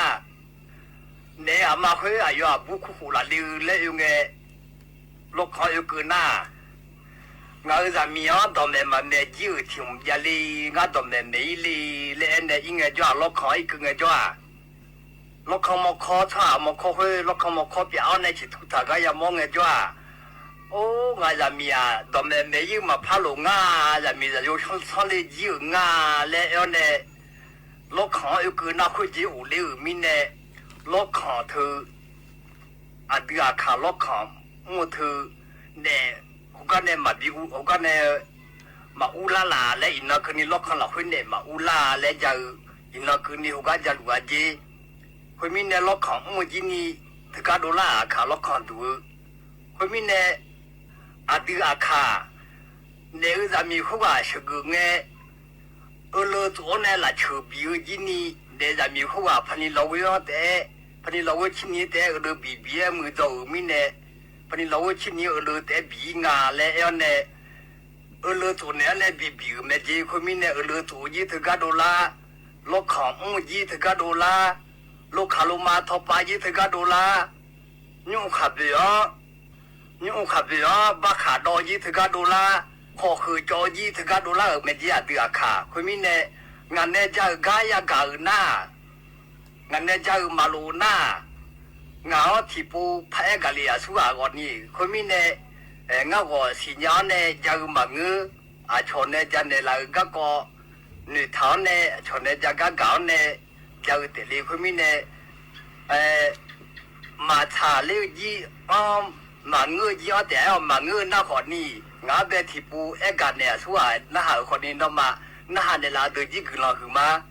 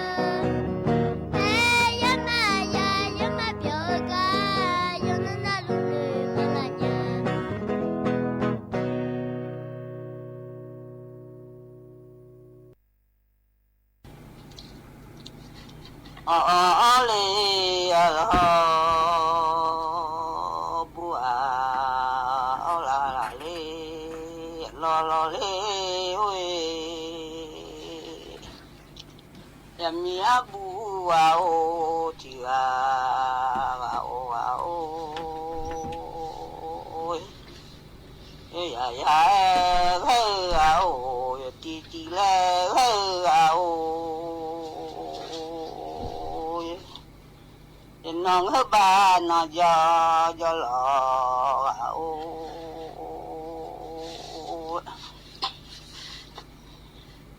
น้องบ้านยายาลามาลอยชาติโกมาโอเลแม่มิโอ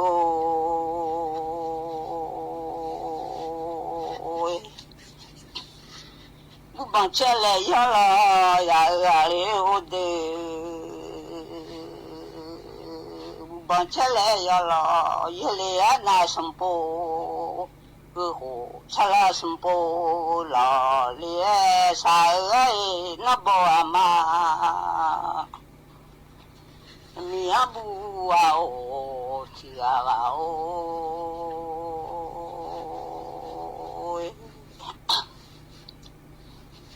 เดลากาทังเวลาบัว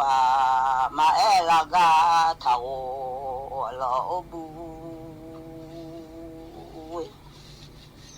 เดกาช่องมือแม่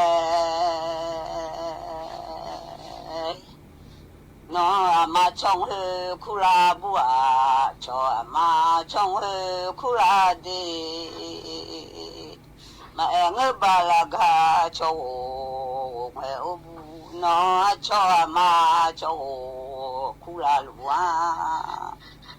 mi ga o mi de ga o e bu mi de ya le ga o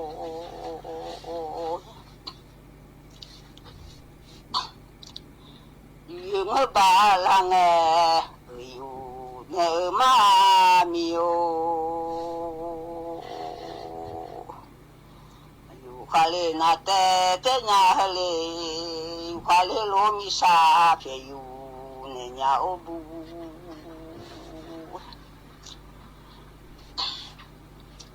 yu le bu ba ma sa mi o pa si bu ma sa khale ba pa si bu ma sa le me o de le bu ma za ma sa mia pa si bu ma aga ma sa de ma che ba ne ano ma lo ma che ba ne o de ho le che bu ba ho da ma sa o bu no da sa ma nya da lo sa ma nya le mi o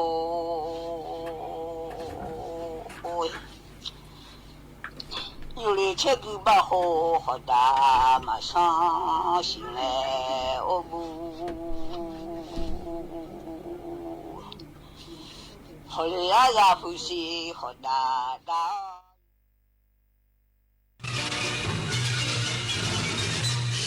สถานีวิทยุกระจายเสียงแห่งประเทศไทยและเครือข่ายทั่วประเทศเสนอข่าวต้นชั่วโมง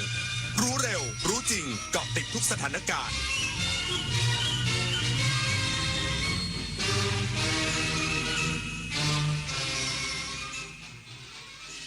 รับฟังข่าวต้นชั่วโมง 22 นาฬิกากับอานนท์ นันตะสุคนครับนายกรัฐมนตรีมอบหมายกระทรวงการต่างประเทศและกระทรวงมหาดไทยเร่งประสานนำส่งร่างคนไทยที่เสียชีวิตในกัมพูชากลับประเทศอีกสักครู่ก็มาติดตามรายละเอียดครับเนี่ยเพิ่งสแกน QR Code ร้านค้าอ้างว่าจะคืนเงินให้แต่เงินดันหายจากบัญชีเฉยเลยนั่นไงมุกใหม่มิจฉาชีพหลอกโอนเงินข้ามประเทศอะไรนะแล้วจะตามเอาเงินคืนได้จากไหนเนี่ยคงยากที่จะได้คืนแล้วล่ะคราวหน้าคราวหลังตรวจสอบบัญชีปลายทางให้ดีถ้าไม่ใช่สกุลเงินบาทไทยเป็นมิจฉาชีพแน่นอนเข้าใจแล้วต่อไปจะไม่สแกนสุ่ม4สุ่ม5อีกแล้ว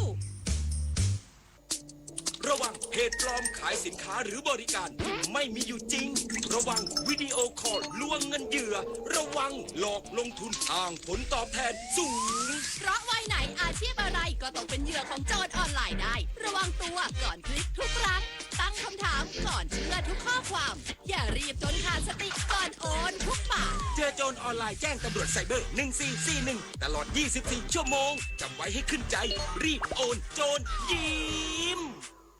ขอเชิญประสบกนิกรชาวไทยร่วมน้อมรำลึกในพระมหากรุณาธิคุณในงานเฉลิมพระเกียรติสมเด็จพระเจ้าพักคินีเธอเจ้าฟ้าเพชรรัตนราชสุดาสิริโสภาพันนวดีเนื่องในโอกาสวันประสูติครบ100 ปี24 พฤศจิกายน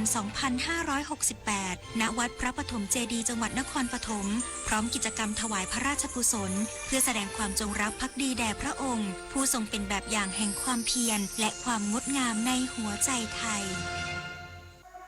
ในโลกยุคปัจจุบันที่ข้อมูลเปลี่ยนแปลงทุกๆเสี้ยววินาทีข่าวปลอมถูกสร้างขึ้นทำให้เราหลงเชื่อได้ง่ายมากกว่าที่คิดอย่าปล่อยให้ใครใช้สื่อมาหลอกเราตรวจสอบทุกข้อมูลก่อนเชื่อดูแหล่งข่าวให้ชัดก่อนแชร์เพื่อไม่ให้ตกเป็นเหยื่อของเหล่ามิจฉาชีพเพราะการรู้เท่าทันสื่อคือพื้นฐานที่ประชาชนอย่างเราจะต้องเข้าใจเพื่อสังคมยุคใหม่ที่ปลอดภัยจากการหลอกลวงอย่าเพิ่งเชื่อเช็คซ้ำๆป้องกันข่าวปลอมนายกรัฐมนตรีมอบหมายกระทรวงการต่างประเทศและกระทรวงมหาดไทยเร่งประสานนำส่งร่างคนไทยที่เสียชีวิตในกัมพูชากลับประเทศนายอนุทินชาญวิรากูลนายกรัฐมนตรีเปิดเผยว่ารัฐบาลได้ยกระดับการปราบปรามอาชญากรรมออนไลน์และสแกมเมอร์โดยล่าสุดได้ส่งผู้กระทำผิดรายใหญ่กลับประเทศจีนพร้อมเพิกถอนสัญชาติขบวนการสแกมเมอร์รวมถึงบุคคลที่เกี่ยวข้องและใกล้ชิด ส่วนกรณีที่มีคนไทยเสียชีวิตในประเทศกัมพูชาล่าสุดนั้นนายกรัฐมนตรีกล่าวว่า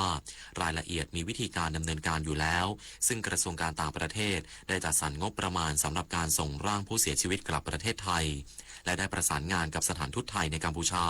ให้ความช่วยเหลือครอบครัวผู้เสียชีวิตพร้อมกำชับผู้ว่าราชการจังหวัดสระแก้วให้เร่งดำเนินการให้ร่างผู้เสียชีวิตกลับไทยภายใน 24 ชั่วโมงด้านนายศรีหศักดิ์พวงเกตแก้วรัฐมนตรีว่าการกระทรวงการต่างประเทศกล่าวว่าได้ให้ทูตไทยตรวจสอบและดูแลในเรื่องการชดเชยการส่งศพกลับประเทศไทยแล้วสำหรับกรณีสถานการณ์ชายแดนไทยกัมพูชาได้ทำหนังสือไปถึงญี่ปุ่นแล้วโดยไม่จำเป็นต้องเดินทางไปญี่ปุ่นเพื่อร้องเรียนเรื่องทุ่นระเบิดสังหารเพราะจะมีการประชุมที่นครเจนีวาของรัฐภาคีอนุสัญญาออตตาวาทั้งหมดอยู่แล้วซึ่งจะหารือเรื่องการปฏิบัติตามอนุสัญญาธนาคารแห่งประเทศไทยเปิดเผยความคืบหน้ามาตรการคุณสู้เราช่วยปรับโครงสร้างลูกหนี้แล้วกว่า 620,000 รายและกำลังเดินหน้าต่อโดยขอให้ลูกหนี้รับการติดต่อระหว่างที่สถาบันการเงินดำเนินการติดต่อลูกหนี้เพื่อปรับโครงสร้างหนี้นายสมชายเลิศลาภวสินทร์ผู้ช่วยผู้ว่าการสายกำกับสถาบันการเงินธนาคารแห่งประเทศไทยหรือธปท.เปิดเผยว่าตั้งแต่เริ่มต้นโครงการคุณสู้เราช่วยจนถึงสิ้นสุดการลงทะเบียนมีลูกหนี้ที่มีคุณสมบัติได้รับความช่วยเหลือตามโครงการรวม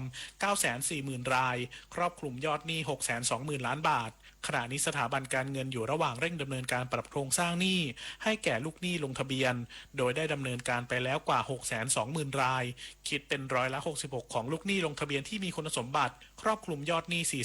440,000 ล้านบาทคิดเป็น71%ของยอดหนี้โดยระหว่างที่สถาบันการเงินดำเนินการติดต่อลูกหนี้เพื่อปรับโครงสร้างหนี้ขอให้ลูกหนี้รับการติดต่อดังกล่าวเพื่อให้การช่วยเหลือทั้งนี้พบว่าลูกหนี้ในโครงการที่กลับมาชำระหนี้ได้เป็นปกติมีสัดส่วนสูงถึง80%ของจำนวนบัญชีที่เข้าร่วมโครงการทั้งหมดอีกทั้งยังมีส่วนช่วยให้สถานการณ์ตลาดรถยนต์มือสองปรับตัวดีขึ้นสะท้อนจากปริมาณรถที่ถูกยึดลดลงและอัตราผลขาดทุนจากการขายรถยึดที่ปรับลดลงปฏิพล สถาพรหมารายงานเลขาธิการคณะกรรมการกฤษฎีกาเปิดเผยว่าการอุทธรณ์คดีมาตรา 112 ของนายทักษิณชินวัตรไม่กระทบการขอพักโทษส่วนคดียึดทรัพย์หุ้นชินคอร์ปสามารถดำเนินการสืบทรัพย์ได้ตามปกตินายประกรณ์นินประพันธ์เลขาธิการคณะกรรมการกฤษฎีกาเปิดเผยว่านายทักษิณชินวัตรอดีตนายกรัฐมนตรีสามารถยื่นขอพักโทษได้แม้ยังมีคดีอื่นนอกเรือนจำรวมถึงกรณีที่อัยการสูงสุดยื่นอุทธรณ์คดีความผิดตามมาตรา 112 หากศาลยังไม่มีคำพิพากษาก็ยังดำเนินคดีอยู่และน่าจะยื่นขอพักโทษได้ย้ำเงื่อนไขการเข้าเรือนจำยังคงต้องรับโทษ1 ใน 3ก่อนจะขอพักโทษได้สำหรับกรณีศาลฎีกาพิพากษากลับในคดีของนายทักษิณต้องจ่ายภาษีจากการขายหุ้นบริษัทชินคอร์ปอเรชั่นจำกัดมหาชนจำนวน 1.76 หมื่นล้านบาทนายประกรณ์ระบุว่า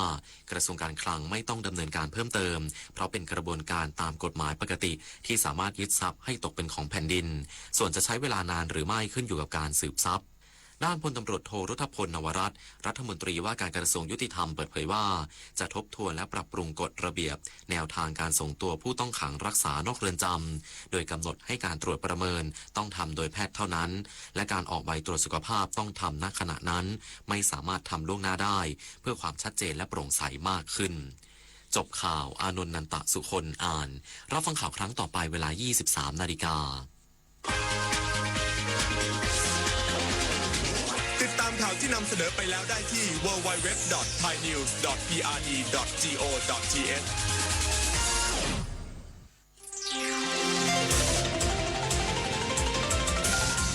วิทยุแห่งประเทศไทยให้ความรู้คู่ความสุข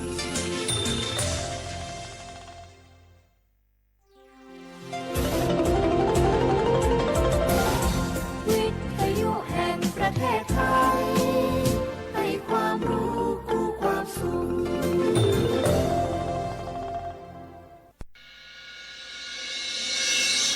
สถานีวิทยุกระจายเสียงแห่งประเทศไทยจังหวัดเชียงใหม่ AM 1476 กิโลเฮิรตซ์สถานีวิทยุภาคภาษาชาติพันธุ์แห่งเดียวในประเทศไทยที่มีความทันสมัยเชื่อถือได้สร้างอัตลักษณ์กลุ่มชาติพันธุ์สู่สากล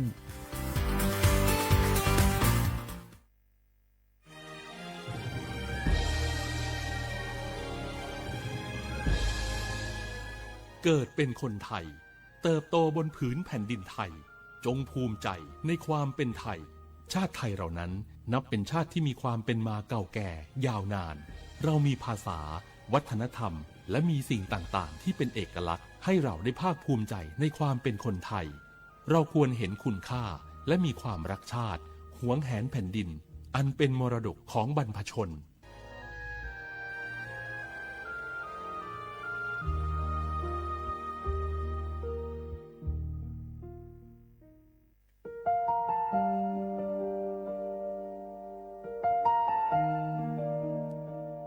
ขอน้อมเกล้าถวายอาลัยสมเด็จพระพันปีหลวงพระแม่แห่งแผ่นดินผู้ทรงเมตตาเหนือเกล้าขอพระองค์เสด็จสู่สวรรคาลัยข้าพระพุทธเจ้าข้าราชการและเจ้าหน้าที่สถานีวิทยุกระจายเสียงแห่งประเทศไทยจังหวัดเชียงใหม่กรมประชาสัมพันธ์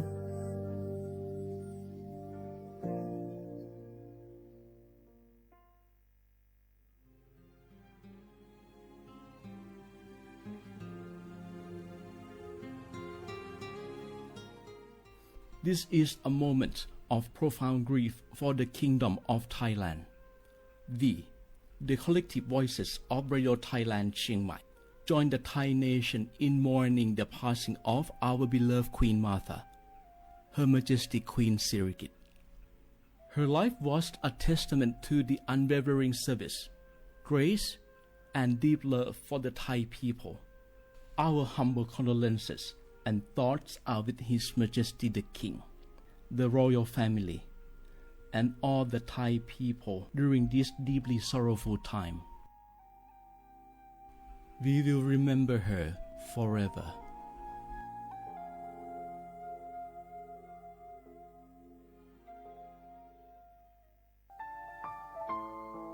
เฮาข้าพี่น้องเจ้าคือไตมีตั้งหม่องเจออันเจ้านางหอคำสมเด็จพระนางเจ้าสิริกิติ์พระบรมราชินีนาถพระบรมราชชนนีพันปีหลวงเลยเข้าสวนหมักหักคำนนเพกว่าย้อนสู้เก่าตึงปันเฮาวิเย็นขวัญเงาเจ้าเฮาข้าฮอดถึงตีสุคติกัดเย็นเสกรรมเฮาข้าพี่น้องก้นคือไต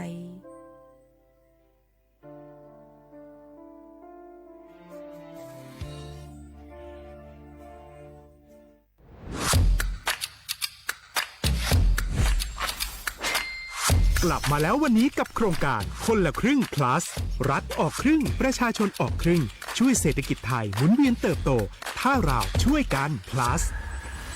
ต่อยอดให้เศรษฐกิจไทยเติบโตอย่างยั่งยืนด้วย5 plus plus ที่1เพิ่มช่วงอายุผู้เข้าร่วมโครงการจาก18ปีเป็น16ปี plus ที่2เพิ่มวงเงินใช้จ่ายจาก150บาทเป็น200บาทเพิ่มพลังซื้อของประชาชนเพื่อกระตุ้นการหมุนเวียนในระบบเศรษฐกิจฐานรากลดภาระค่าครองชีพ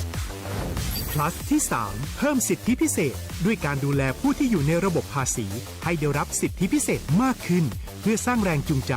ให้ทุกคนร่วมอยู่ในระบบอย่างโปร่งใส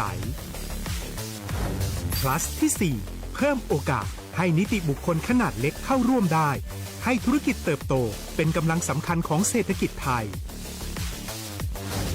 plus ที่5เพิ่มทักษะใหม่เพื่อพัฒนาให้ร้านค้านำความรู้ใหม่ๆมาช่วยเพิ่มยอดขายลดต้นทุนเรียนรู้เติบโตและปรับตัวไปกับเทคโนโลยีใหม่เพื่อสร้างเศรษฐกิจที่แข็งแกร่งจากคนละครึ่งสู่คนละครึ่ง plus ไม่ว่าจะสั่งข้าวคนละจานชาเขียวคนละแก้วขนมเค้กคนละชิ้นหรือหลายๆชิ้นก็ใช้ส่วนลดได้ทันทีสูงสุดวันละ200บาทแถมใช้กับฟู้ดเดลิเวอรี่ก็ยังได้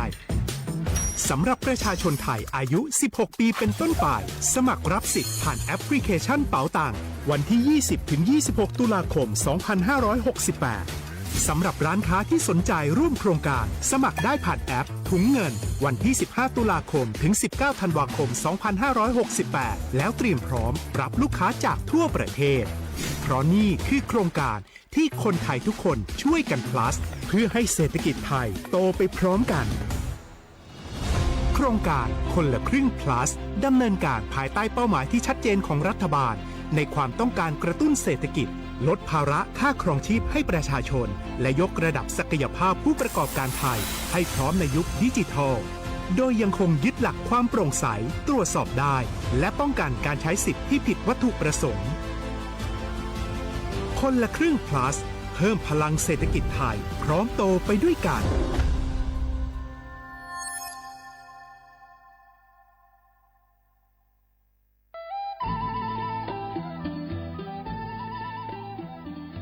จังหวัดลำพูนโดยสำนักงานวัฒนธรรมจังหวัดลำพูนขอเชิญชวนทุกท่านร่วมย้อนวันวานสัมผัสมนต์เสน่ห์ตลาดวัฒนธรรมถนนสายวัฒนธรรมย่านเมืองเก่าข่วง1,400ถนนรถแก้วชวนมาชมชิมช็อปกับสินค้าพื้นเมืองของกิ่งบ้านเฮามากกว่า100ร้านค้าพร้อมชมการแสดงศิลปะวัฒนธรรมล้านนาและกิจกรรมดีๆจากชุมชนท้องถิ่นทุกวันเสาร์และอาทิตย์ตั้งแต่วันที่25ตุลาคม2568ถึง4มกราคม2569ระหว่างเวลา 14 นาฬิกาถึง 21 นาฬิกาณตลาดวัฒนธรรมถนนสายวัฒนธรรมย่านเมืองเก่าข่วง1,400ถนนรถแก้วอำเภอเมืองลำพูนจังหวัดลำพูนร่วมแต่งผ้าเมืองใส่เสื้อผ้าเมืองเดินย้อนวันวานเก็บภาพความประทับใจในย่านเมืองเก่าแล้วคุณจะหลงรักเสน่ห์เมืองลำพูน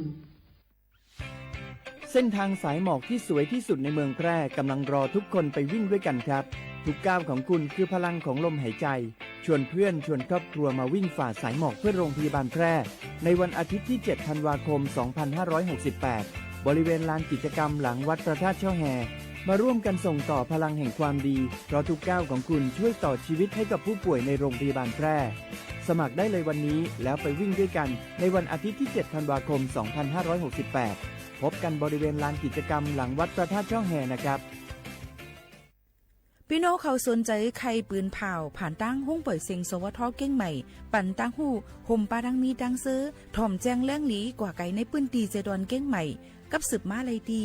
สวทเก้งใหม่หมายฝน053-276-068และ0922468579จ้อมหนังเปิงมติครม.มือวันที่29เดือนธันวาคม12สิงหาคมปากไป67เฮาฮิปเน็ตแกลิดปัญหาสถานะและสัญชาติคนอันอยู่ตั้งเมืองจึงไทยจ้อมมาตรา17นั่นตอนตาพี่น้องเขาอันเข้ามาอยู่ตั้งเมืองไทยหึงนั้นและมีไว้เขาจ้อมเปิงเฮากว่ายืนย้อนสถานะต่างดาวของเมืองถูกแม่นจ้อมเปิงไล่ตอนตาลูกอ่อนอันเกิดตั้งเมืองจึงไทยมีอูอำนั้นก็แม่มีไว้ทะเบียนประวัติบุคคลไม่มีสถานะทางทะเบียนอำนั้นไว้10ปีถูกแม่นยาวในจึงเฮากว่ายืนย้อนสัญชาติไทยจ้อมหนังมาตรา7ทวิไล่พออยู่ตั้งกรุงเทพมหานครกว่ายืนไล่ติสำนักบริหารการทะเบียนกรมการปกครองพออยู่ตั้งต่าง7วันในจึงกว่ายืนไล่จ้อมหนังวัดไว้อันเปิ้นออกปันเฮาคานั่นเข้าย้ำเหตุการณ์จ้อมหนังหลวงปองจึงต่อพอถึงวันที่29เดือน6 2สิงหาคมปากไป69ค่ะ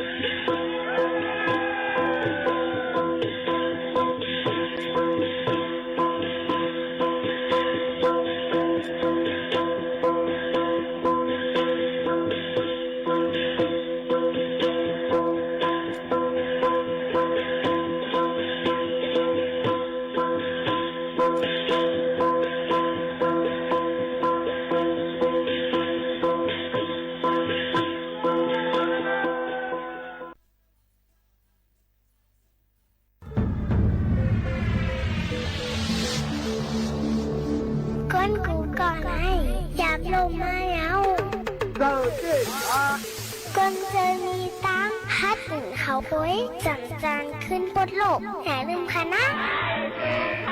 อย่าลืมขึ้นลูกค่ะนะพี่หน่อยได้ให้เขา 1 2 3 4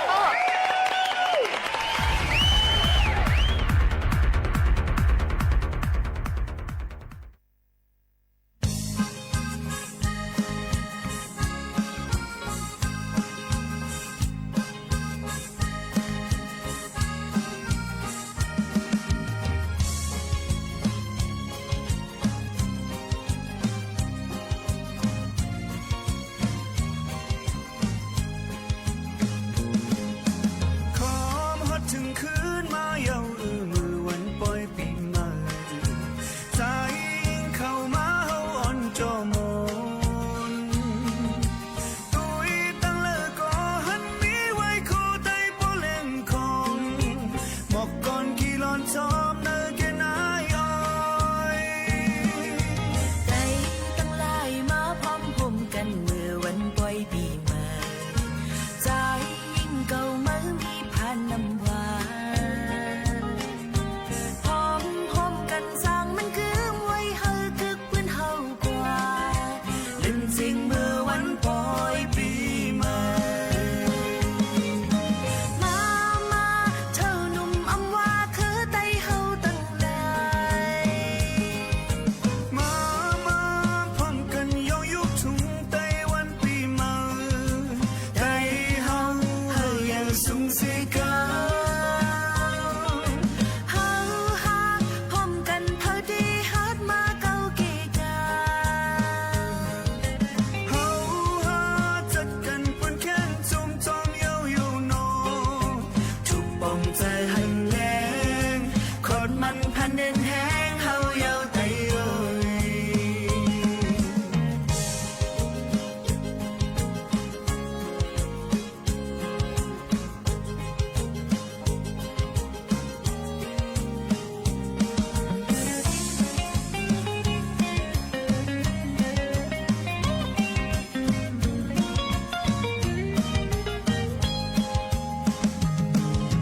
ขอพอถึงขึ้นมาเย้า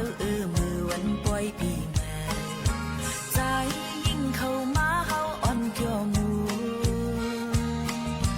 โดยตั้งเลิกก็หันมีไว้โคไตโปแลนคงหมอกก่อนกี่ลอนจอมเนอเกนายอ้อย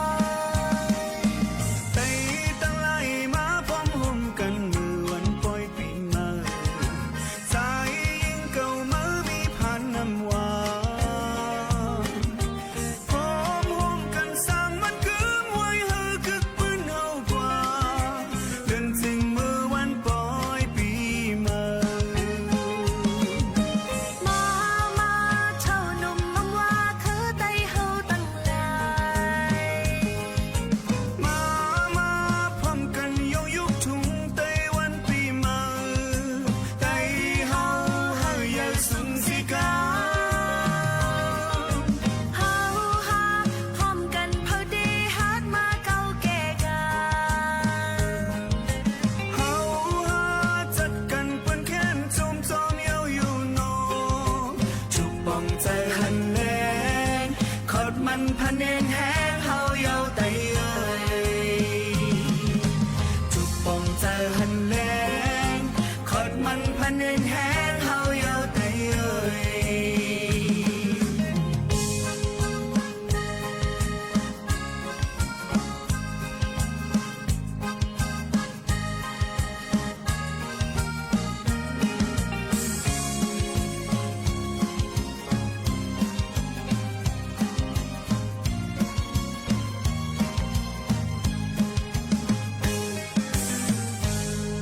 เมื่อสูงพี่น้องผู้ยินถอมเขาตั้งเสียงกูก็กูก้นค่ะทุบกันที่ในตอนการห้องปล่อยเสียงสวทเก้งใหม่ AM 1476กิโลเฮิรตซ์ในตอนการเฮาคาดีในอยู่จอมขาวหมูขาวนวลสุภาวันเชื้อสารวินเป็นอุ้ยกอไอเซปอแม่พี่น้องเฮาเขาอยู่ขาอ้อเมื่อในเป็นวันอังคารที่18เดือนธันวาคม11ปีคริสต์2แห่งปลาย25ปีใต้2แห่ง1ปากปลาย19ปีก็จ่าใน3ปากปลาย87คู่อยู่จอมขาวหมูขาวนุ่นจอมกันที่ในสิเฮาพี่น้องเขามีลองตั้งคืนอย่างเหมือนสูงกันกูก็กูก้นเอาข่าวเงาและเพียงความหวานหูถูกใจปื้นหูตั้งหันฝากตอนยินจู้ถึงปอแม่พี่น้องเฮาเขาอยู่ค่ะวงวังในหมูขาวนุ่นเลยลือการไว้ค่ะเนาะซึ่งหือกอลีค่ะเพราะว่าอุโอตรงตักมาแต่อำตั้นตอบนั่นก็แค่นดอกป่องเจอเสควางปันข้าวใหญ่นำเสกัมในนั่นค่ะพี่น้องเฮาเขาค่ะพอเป็นวันเฮาเมืองเฮาดังเมืองไต้ได้ก็เหมือนในก็ได้เป็นทางเฮียนไว้ส่งสั่งปีเก่าเยาค่ะนะตอนแต่ได้รับตอนปีใหม่เยาในนั่นค่ะบ่ขึ้น12เต็งขึ้นมาเจอไหนในค่ะเนาะจ่ายมาแทงวันที่19เนี่ยค่ะซึ่งคือกอลีค่ะย้อนหาพี่น้องเขานั่นอันเก่าอันอำดีอันเศร้าหมองนั่นเอาปล่อยแปะซิเฮ็ดเฮอมีลองตั้งขึ้นอย่างเหมือนสูงกันกูก็กูกวนเสกำค่ะ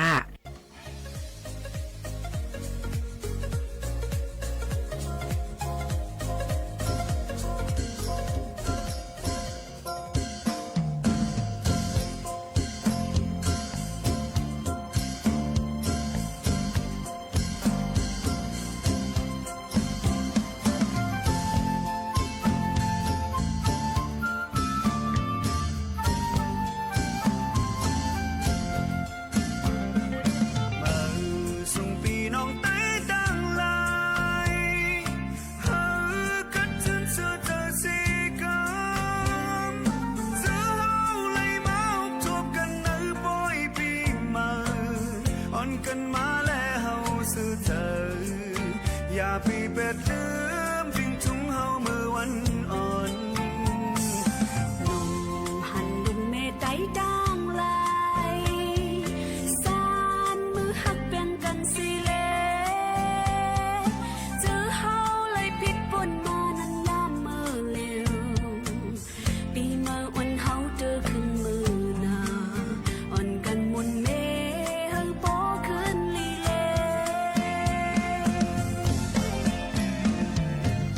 แม่มึงไตเฮาที่จมกาหือมือหันอันลุงแม่ไตพร้อมกันปีมือเยาก็เฮาสู้ตึงหักเป็นกันโจโจสู้ปานถ้าพี่น้องไตคือสู้ปูนพันมีที่สู้แลเฮา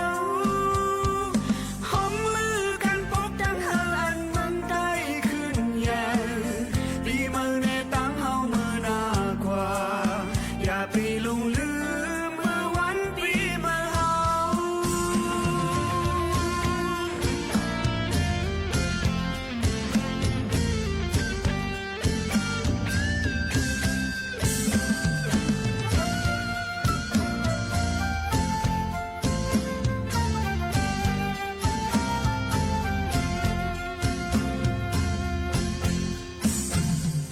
มือส่งปีน้องไต้ดังลายเฮากัดจนเสือเธอสิกันเธอเฮาเลยมาอบทบกันเนื้อปอยปีมาอ่อนกันมาแล้วเฮาซื้อเธออย่าไปเบ็ดลืมทิ้งถุงเฮาเมื่อวันอ่อนลุงหันลุงเมตไตด่างลายสานมือหักแบ่งกันสิเลเจอเฮาเลยผิดปนมานั้นยามมือเลวปีมือวันเฮาตื่นขึ้นมือนาอ่อนกันมุนเมเฮาโปขึ้นลีเล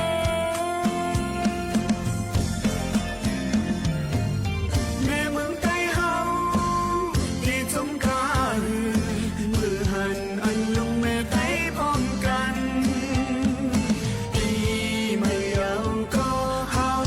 สู้เป็นหักเป็นกันต่อสู้สุดทางถ้าพี่น้องไต้คือสู้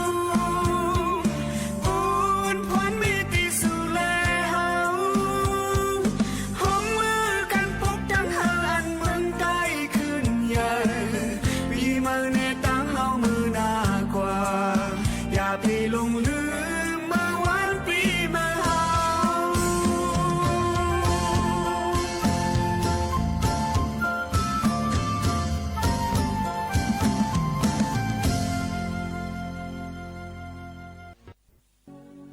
อ๋อค่ะพ่อแม่พี่น้องเขาค่ะจึงข้อคมค่ะย้อนเพียงความกันเข้ามาค่ะยินจมเข้าใจตอนดับพี่น้องเขากูที่กูตั้งที่ต้องตักกันเข้ามาและย้อนเพียงความกันเข้ามาอุต้องตักจอมกันที่ไหนค่ะมาด้วยเขาเงาฟิงฟ้าราศีกันอิดอ่อนหนึ่งค่ะพี่น้องเขาค่ะโจกาย้ำพองตะเหลวนั่นเนี่ยก็ลมกัดลมเย็นก็ได้เข้ามาดังปะถ่องจึงไทยเล็กตีอันอยู่จอมตาพวยซันร้อยค่ะนะตีกัดลงมาหนำตื้อหรือเสียเก่ารู้ลำได้ถึงป้ายอยู่ลีกันค่ะอ๋อคนนุงตั้งไว้อันนั้นค่ะเก็บไว้เดี๋ยวเมื่อปีกายปีอ่อนเช่นนั้นแต่เหลวก็ทกออกมาสักออกมาสีออกมาปอดแล้วก็มาเฮ็ดให้มันอุ่นอกอุ่นตัวอุ่นใจกันแล้วนะคะก้อยการบางทีอันอยู่ไกลห่างในคูในเว้งกอลีอันที่อยู่ที่ว่าเฮาในคันเจอนั่นโคนุงตั้งไว้แต่ที่นุงห่มก็กับกินเจออันว่านั้นก็อย่าลืมค่ะนะรู้ลำได้ถึงป้ายอยู่ลีกันสั่งว่ามีตื้อตั้งในจึงหยุ่มยำว่าที่มีก้นกับจะแถมแล้วก็ที่หันถึงอยู่แทงรองนึงนั่นก็ที่มีเหมือนหนังว่าลองแต่ที่ลอกไล่หาลองอุ่นอกอุ่นตัวอุ่นใจในก็ที่เลยใส่พื้นแบบนั้นก็อ่อมไผ่นั่นขนาดเนาะอ่อมไผ่จึงหือเดลีอันว่านั่นก็เพราะว่าควันไฟน้ำป่นที่นั่นเพียเลยเพราะเฮาขาดเดนอนอย่าไปใส่ไผ่เสียนอนรับกว่า8โกจังเฮ็ดให้ควันไฟมันนั่นเตจังมาเฮ็ดให้เฮาถวยเจอกับเฮ็ดให้ถึงอสักสายใจเลยเหมือนกันนะคะก็ปนนั้นในเปิ้นก็ได้ว่าอย่าไปขังตัวเจ้าเก่าไว้อยู่ในเฮือนอันที่ใส่ไผ่อึกสุ่มมีควันน้ำป่นที่นั่นแผวก็เปว่าธาตุคาร์บอนไดออกไซด์นั่นเตน้ำตื้นมาหรือสิธาตุออกซิเจนในตัวเฮาค่ะนั่นสิเตจังเฮ็ดแล้วค่ะมีลมถอยใจตายลืมกว่าต่อถึงบ่เป็นตั้งเป็นกับตัวไว้ที่มีลองถึงอสักสายใจเลยเหมือนกันในค่ะนี่ก็เป็นเกี่ยวกับไปลอง ข้าวกัดเฮาค่ะถูกเลยดูล้อมได้ถึงป้ายอยู่แล้วค่ะจึงหือเดี๋ยวก็กินน้ำอุ่นค่ะเรียนแห้งเฮามีหือออกพองนะคะเดี๋ยวก็กินตั้งกินอาหารให้เต็มทนเนื้อนมไข่ปลาน้ำนะคะนะสึเลยเสนั่นนี่ก็นุ่งคนนุ่งตั้งไว้อันที่ปันให้เฮาขามันกัดเดี๋ยวก็โลชั่นอันตาเดต้าเนื้อดังเฮาค่ะอย่าไปให้มันแตกมันซ่าจึงจะได้ก็ลำลองเหมือนกันนะคะตอนแต่ลอกไล่รูล้อมได้ถึงป้ายอยู่หลีในข้าวกัดนะคะพี่น้องเขาฝากตอนได้ถึงกันซึ่งหนังในแลอยู่เป็นโอ้ยก็เซจอมปอมให้พี่น้องเขาดีในค่ะนะมีข่าวเงาแทง1อันค่ะตอนแต่พี่น้องเขาจะอันค่ะเลยปรับหมายตองปรับเยี่ยมวันปรับเตรียมตีนต้องหมายปรับไดอารี่ปรับเตรียมหมายตองปรับเตรียมที่ต้องหมายจังไหนค่ะเนาะก็พี่น้องเขาก็ส่งเฮงลิงมาปันจื้อตีอยู่หมายโฟนเนี่ยค่ะเฮาค่ะตั้งมูลนิธิแมปป้ายอยู่ลีและปันตั้งเฮียงการเจ้าคือก็เตมีปรับหมายต้องปันพี่น้องเขาในปี2เฮงปลาย22อันจำติดถึงในปรับหมายต้องนั้นก็เตมีหมายโฟนแห่งการหมายโฟนฮิปแนทหลายๆตีตอนแต่พี่น้องแห่งการยันเมืองและเตมีลองตาเดบุญหูตั้งหันจำเจในฝากตอนถึงและตั้งแทงลำลองเลยสิเปิ้นก่อนนี้ติมีตีหมายต้องว่าเมื่อไหร่เฮากว่าไรเฮาเฮ็ดสังเฮากว่าไรพองเฮาซื้อขายกะหือซื้อกินกะไรหับไรจ่ายเฮาค่ะกะหือใครเตรียมหมายต้องจึงหือก็เตรียมเฮาลูกกะต่อวีซ่าเฮาค่ะมื้อเลยเฮาได้เลยกว่ามอยาคินเฮาค่ะมื้อเลยจำเจในตัวอย่างมันค่ะเนาะก็บ่นั้นพี่น้องเขาก็อ่อนกันคัดเจอเตรียมเฮงลิกอำนั้นก็ปันเลขที่ตีอยู่มาปันเฮาค่ะนะคะมูลนิธิแมปเปิ้นที่หางเฮียนสิติแจกปันพี่น้องเขาฟรีๆเลยอำเสียงกาขันมันนะคะพี่น้องเขาอันนี้ก็ทุกย้อนพี่น้องเขาต้องตักกันเข้ามาแหละปันข้อความกันเข้ามาหลายตั้งไตไลฟ์ในก็ไหลเหมือนกันนะคะกรรมติคัดเสสิตัวสิที่หางเฮียนไว้นะคะพี่น้องเขาค่ะอยู่เป็นโอ้ยก้อยสิจ้ำกันที่ในค่ะนะพี่น้องเขาอุบโอต้องตักจ้ำกันไล่ปันตักหันถึงกันเข้ามาไล่นะคะตอนดาในตอนการเฮาขาที่ในคัดเสือเฮียงมาฝากตอนถึงพี่น้องเขากูก็กูก้นตั้งมดตั้งเสียงอยู่ค่ะ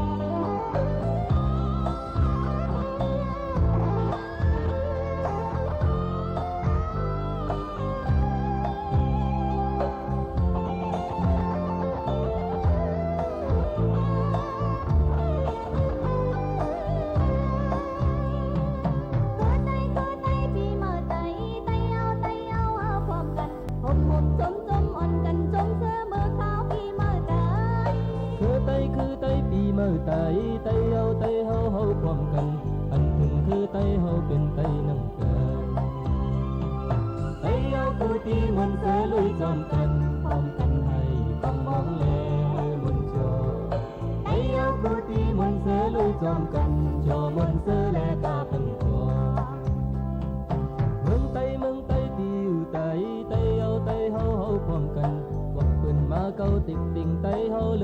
เตรียมหลอนมองไตที่อยู่ใดไตเอาพร้อมกันเสืออ่านเสือลายมีเอ็นแห่งหนึ่งคือไตอ่อนกันซอยแหงกับแหงปันความกันหาเป็นก้อนแม่ก่อนคือไตอ่อนกันเอาแหงความเป็นกันตาไตเลยกันเยอะสู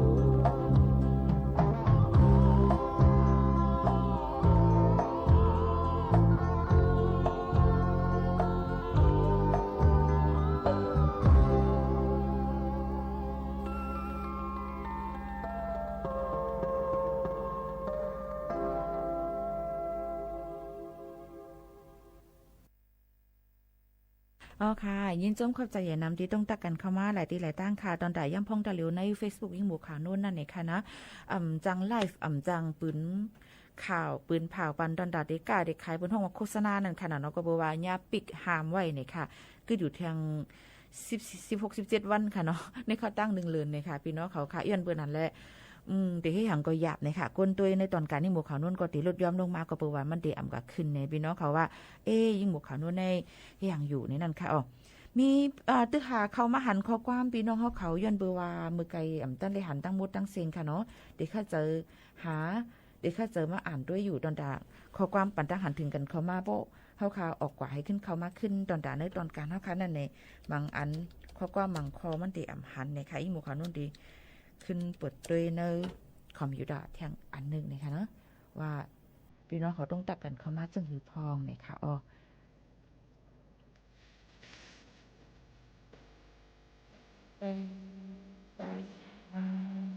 พอถมพอก็ต้องใจก่อนจำว่าจริงๆเราโอ้เป็นตักเป็น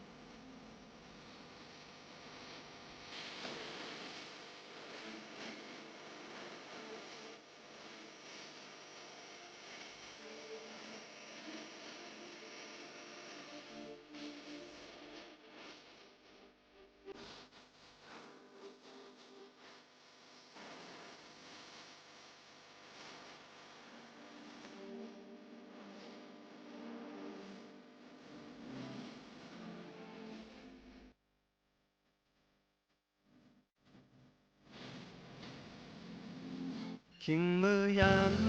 เข้ากัดเมืองไต้ถึงมา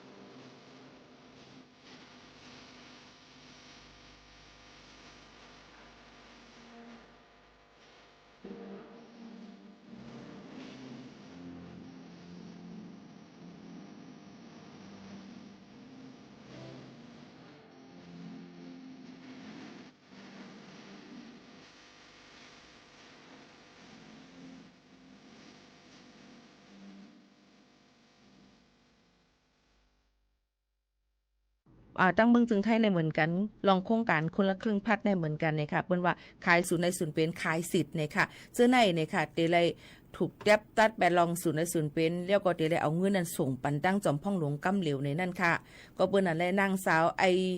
เยรินพันฤทธิ์ในนั่นค่ะผู้ต่างลัดเนี่ยค่ะแกมผู้ต่างลัดจอมพ่องหลวงก็บอกละถึงว่ามันก็จะมีผ่านข้อกว่ามาขายศูนย์ในศูนย์เป็นคนละครึ่งพลัดผ่านหนังสื่อโซเชียลมีเดียนำเสก็เปิ้นนั้นจอมพ่องหลวงเขาก็เลยฝากฟังไว้ปันปอแม่พี่น้องเขาตีไล่ศูนย์ไล่หับคนละครึ่งพลัดนั่นเนี่ยค่ะอย่าไปกว่าขายปันต่างก็มันจะผิดปักเปิงหมายมีจอมหนังฐานช่อโกงมาตรา341/342ในนั่นค่ะมีตัวตามตกขอกป่น3 ปีเมื่อตามเงินป่น 60,000 บาทนั้นก็ตั้ง2อันเยาก็เตเลยใจสุดได้สุนเป็นเข้าร่วมโครงการแทงต่างอันตอนนั้นจอมพ่องหลวงเปิ้นคึงปองให้สร้างเยาก็เตเลยส่งเงินนั้นปันตั้งจอมพ่องหลวงกำเหลวในนั่นค่ะก็เบิ่นนั้นลองตั้งซื้อในเฮาข่าวก็ถูกลือไว้ฟังในนั่นค่ะตอนดาก้นจะซื้ออันเป็นก้นไทยเขานั้นมีวัดไว้ไทยเต็มโตนั่นค่ะนะเนาะก็เอามาฝากฟังไว้ปันปอแม่ปีๆน้องๆเฮาเขาจึงหนังในค่ะพี่น้องเขาค่ะนี่ก็เป็นในข่าวเงาอ่อนตั้งที่มาฝากตอนจุดถึงพี่น้องเขาจึงหนังในค่ะอ้อหรือใจถ่อมด้วยเพียงความหวานหูถูกใจกันกวนจงขึ้นมาอุบโอ้จอมกันแข่งกำหนึ่งค่ะพี่น้องเขาค่ะ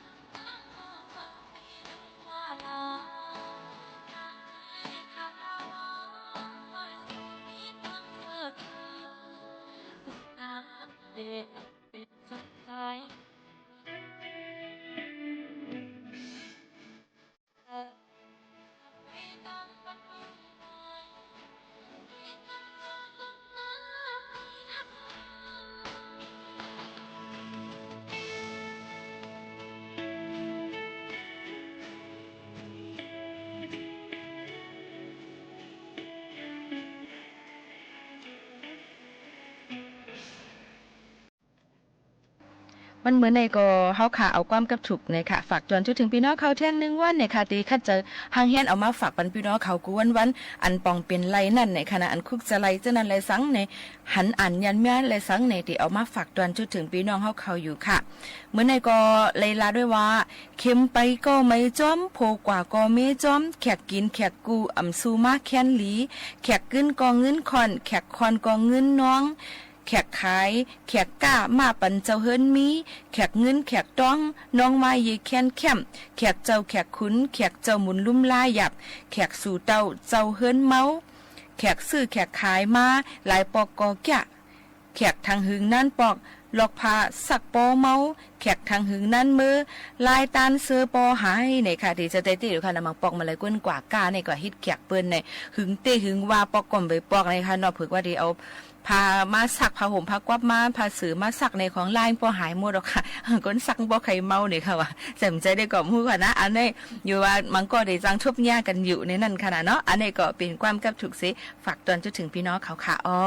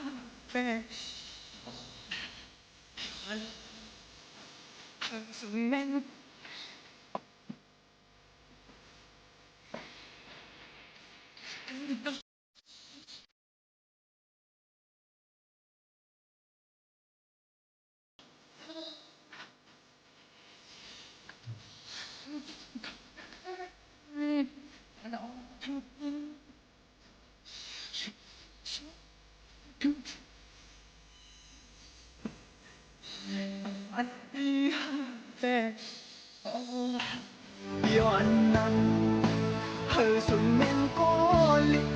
ยว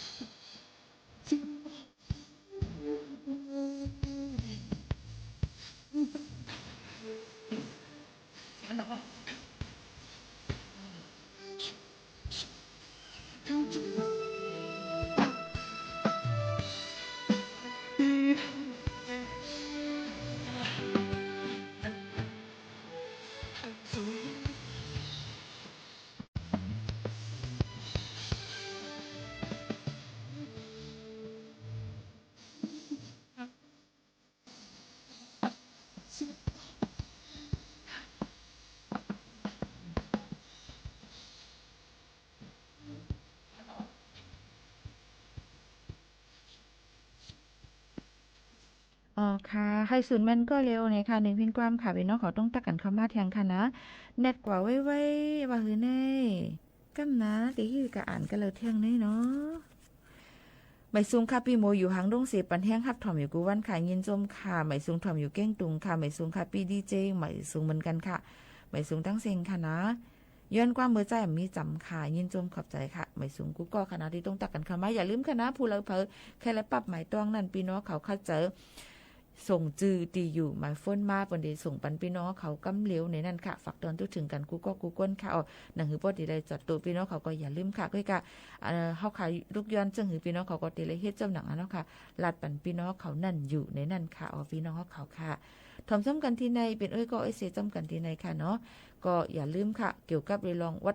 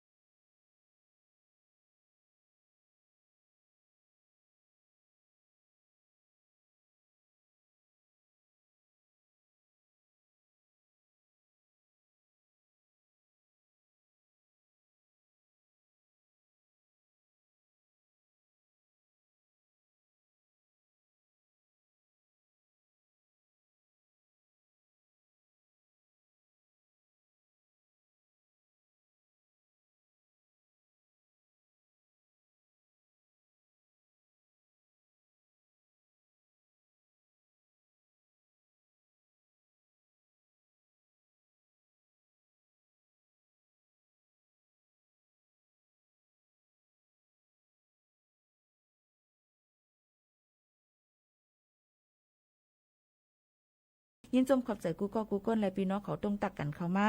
ว่าอยู่ที่แล้วตั้งไรกันพองเจิมเจ้านั่นค่ะเนาะก็นี่ก็เป็นตื้อตั้งอันลีที่เฮาขาดได้เลยกับสึกกับ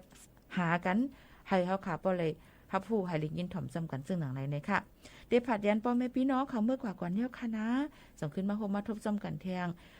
ตอนตาเฮา5เลยมาฮบทบจำกันดีในสิเขาเป็นตื้อตั้งอันลีกว่าวันตาเมื่อนาค่ะพี่น้องเขาค่ะผัดยันมื้อยาวค่ะนะม่อนๆค่ะขอบใจค่ะ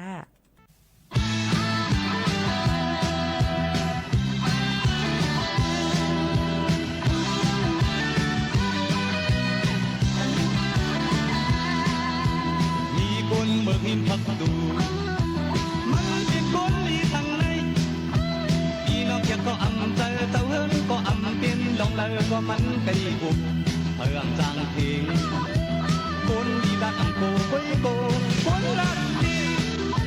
เอากำมันว่าเปลี่ยนเอากำมันเปลี่ยนว่าลองนี่อย่ามีสังตีกว่าบอกกันนั่งอยู่นอนอยู่เงาเก้า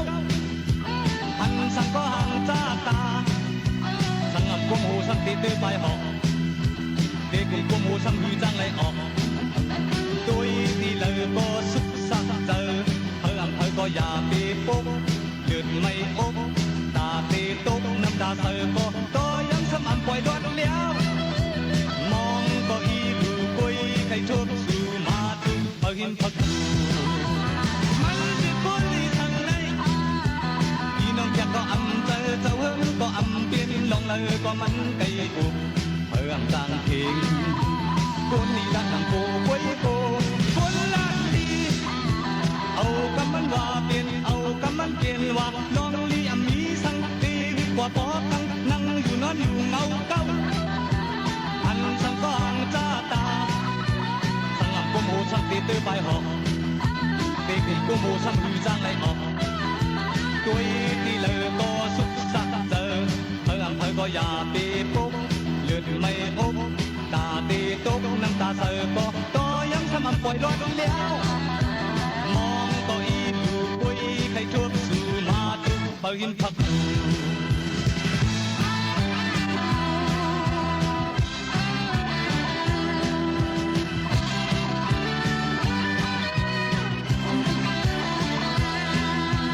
มีคนเบิกหินพักดูมันเป็นคนที่ทางไหนพี่น้องอยากก็อำเจอเจ้าเฮิรนก็อำเปลี่ยนลองเลยก็มันไกลอุบเพื่องจางเพลงคนดีรักนางโกคุยโกคนรักดีเอากำมันว่าเปลี่ยนเอากำมันเปลี่ยนว่าลองเลี้ยมีสังดีกว่าปอกังนั่งอยู่นอนอยู่เงาเก้าอันสังก็ห่างจ้าตาสังอังกุมหูสังตีตื้อไปหอกเด็กกุมหูสังหือจางไรออกตัวที่เลยก็สุขสักเจอเธออังเธอก็อย่าไปปุ๊บหยุดไม่อกตาตีตกน้ำตาเธอก็ยังทำอับปล่อยรอดเลี้ยวมองก็อีดูกุยใครทุบสู่มาทุบเหินพัก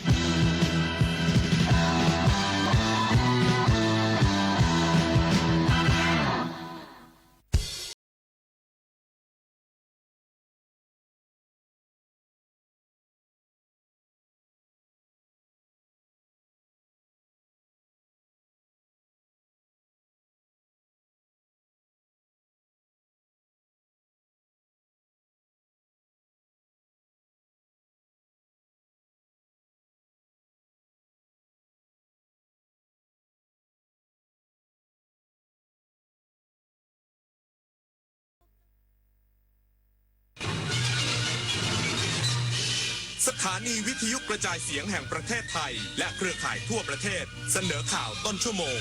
รู้เร็วรู้จริงเกาะติดทุกสถานการณ์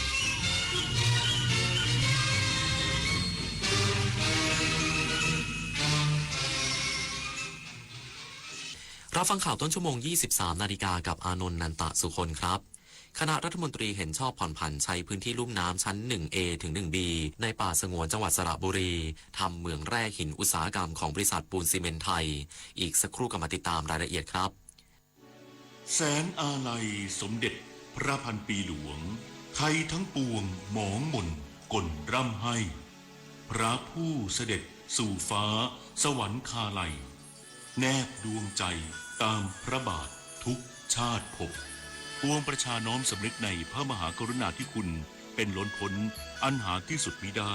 ข้าพระพุทธเจ้าคณะผู้บริหารข้าราชการและเจ้าหน้าที่สถานีวิทยุกระจายเสียงแห่งประเทศไทยกรมประชาสัมพันธ์เนี่ยเพื่อสแกน QR Code ร้านค้าอ้างว่าจะคืนเงินให้แต่เงินดันหายจากบัญชีเฉยเลย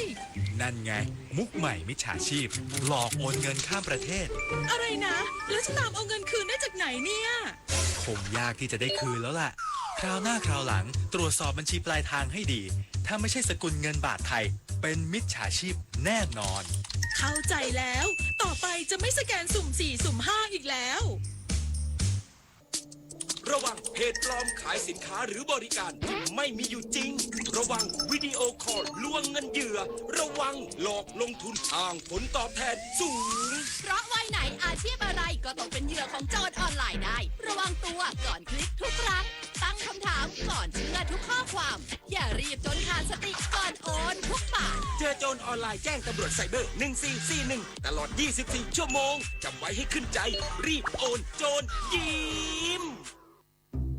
ระวังเพจปลอมขายสินค้าที่ไม่มีอยู่จริงหลอกลงทุนให้ผลตอบแทนสูงลวงให้รักแล้วหลอกโอนเงินทุกคนอาจตกเป็นเหยื่อเพราะจุดอ่อนที่เร่งรีบขาดสติและความโลภถึงเวลาหยุดภัยไซเบอร์ก่อนที่คุณและคนที่คุณรักจะตกเป็นเหยื่อออนไลน์อย่างมีสติจำให้ขึ้นใจถ้ารีบโอนโจรยิ้มแน่นอนมาสร้างภูมิคุ้มกันคนไทยป้องกันภัยไซเบอร์คณะรัฐมนตรีเห็นชอบผ่อนผันใช้พื้นที่ลุ่มน้ำชั้น 1A ถึง 1B ในป่าสงวนจังหวัดสระบุรีทำเหมืองแร่หินอุตสาหกรรมของบริษัทปูนซีเมนต์ไทยแก่งคอย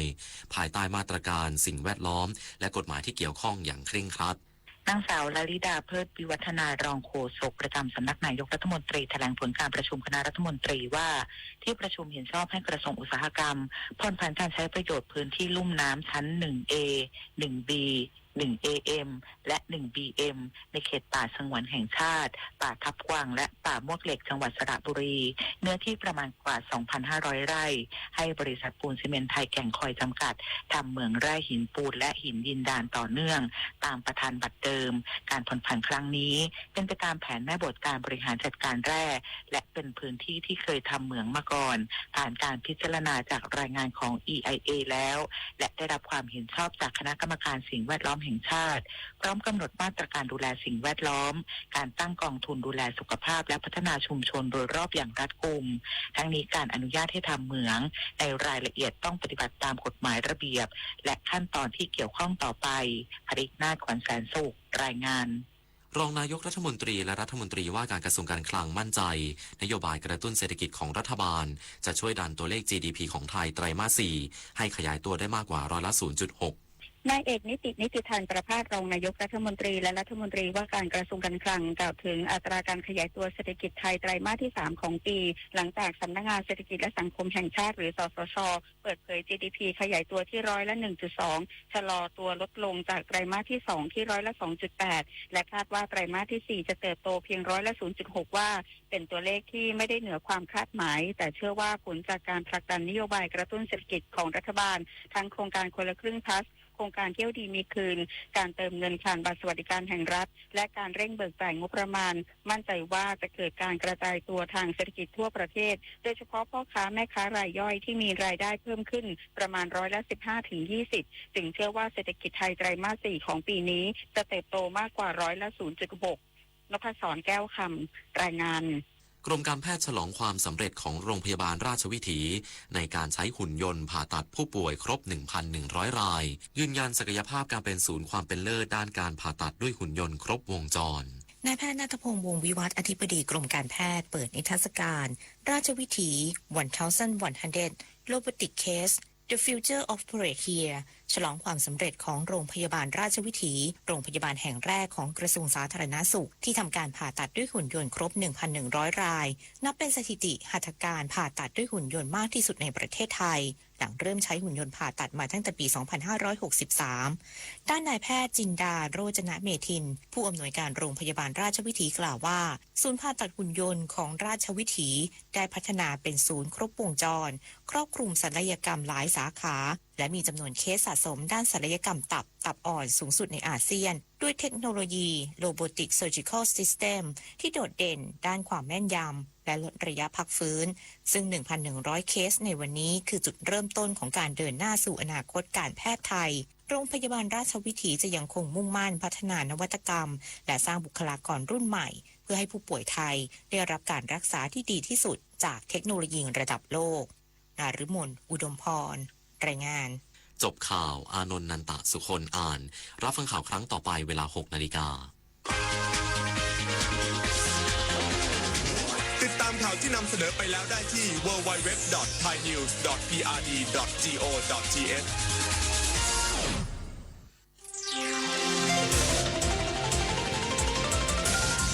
วิทยุแห่งประเทศไทยให้ความรู้คู่ความสุข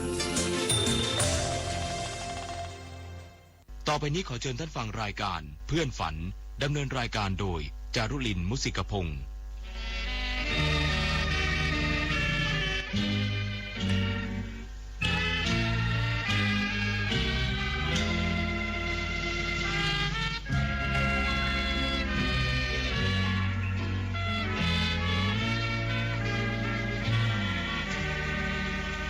อยากมีเพื่อนรวมฝันในวันนี้วันที่มีเสียงเพลงบรรเลงว้าวเดี๋ยวออดอ่อนเดี๋ยวเรื่องลื่นแสนชื่นบานเดี๋ยวสับสานเดี๋ยวโศกซึ้งตรึงหาไทยชั่วโมงที่2ของเพื่อนฝันวันอังคารที่18พฤศจิกายน2568ผู้ควบคุมเสียงยังคงเป็นบุญประกอบอบกลิ่นนะคะเราจะฟังเพลงจากโครงการคีตามาลัยเทิดไทยพระพันปีซึ่งสมาคมนักเรียนเก่าพปรราชวิทยาลัยในพระบรมราชูปถัมภ์ร่วมกับสถานีโทรทัศน์ไทย PBS และกระทรวงวัฒนธรรมจัดขึ้นเมื่อปี 2566 นะคะเพลง1 ใน 10 เพลงนั้นก็คือเพลงโพทองของปวงไทยคุณชโลธรควรนำเวทแต่งคำร้องทำนองโดยคุณพงษ์พรหมสนิทวงศ์ณอยุธยาเป็นการบรรยายพระมหากรุณาธิคุณและพระกรณียกิจมากมายที่สมเด็จพระพันปีทรงทุ่มเทให้แก่เยาวชนโพทองของปวงไทยขับร้องโดยหมู่เด็กหญิง6 คนด้วยกันนะคะ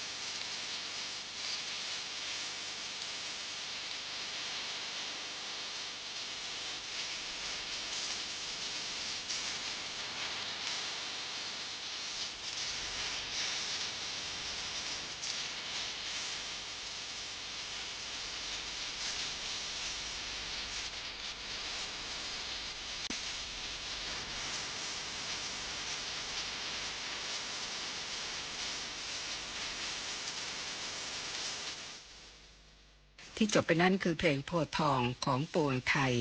ผลงานของชโลธรควรหาเวทและพงษ์พรหมสนิทวงศ์นายุทธยาเป็นหนึ่งใน10เพลง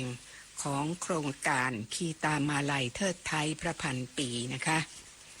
ต่อด้วยผลงานของพลตรีหลวงวิจิตรวาทการค่ะจากละครเรื่องราชมนูปี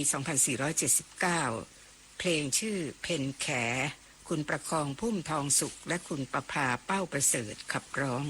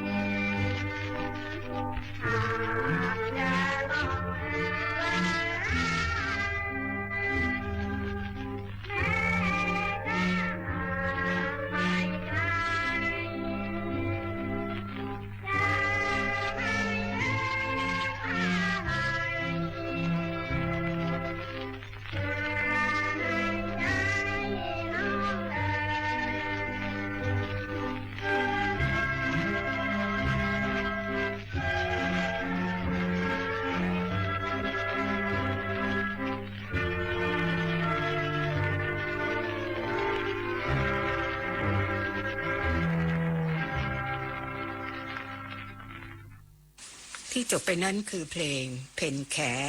จากละครของพลตรีหลวงวิจิตรวาทการเรื่องราชมนูปี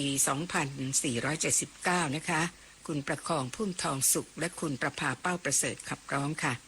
ท่านผู้ฟังคะครูเพลงหลายท่าน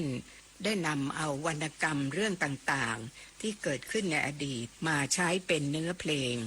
มีอยู่ส่วนหนึ่งนะคะและอีกส่วนหนึ่งนั้นแต่งเนื้อขึ้นเองตามเรื่องราวของวรรณกรรมนั้นๆเราจะเริ่มด้วยวรรณกรรมเรื่องขุนช้างขุนแผนวันทองครวนคุณสุภัตราคฤหเดชบันทึกเสียงไว้ค่ะผู้แต่งก็คือครูสุรพลโทนวนิกศิลปินแห่งชาติจากเรื่องขุนช้างขุนแผน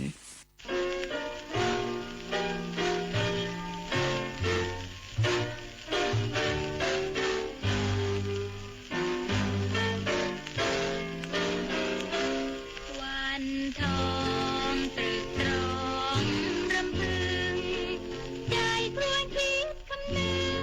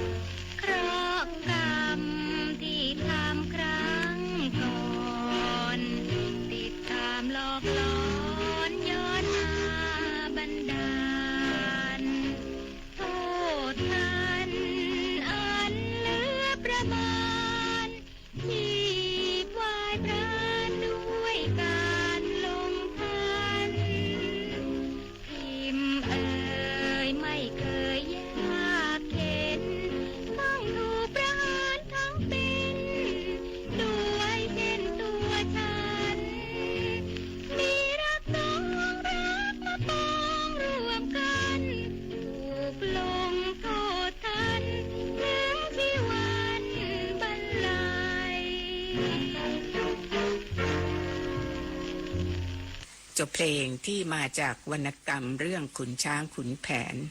ชุดต่อไปนี้3เพลงจะมาจากวรรณกรรมเรื่องพระลอนะคะเพลงแรกยอยศพระลอครูพยงมุกดาศิลปินแห่งชาติแต่งคำร้องและทำนองเองค่ะคุณชินกรไกรลาศศิลปินแห่งชาติขับร้องเพลงที่2ลาวเจริญศรีโดยคุณภูนศรีเจริญพงศ์เพลงนี้เนื้อร้องก็มาจากเรื่องลิลิตพระลอโดยตรงเลยนะคะทำนองมาจากเพลงลาวเจริญศรีเพลงที่3ลาวครวนโดยคุณนริศนารีขับร้องค่ะทั้ง3เพลงนี้มาจากวรรณคดีเรื่องลิลิตพระลอ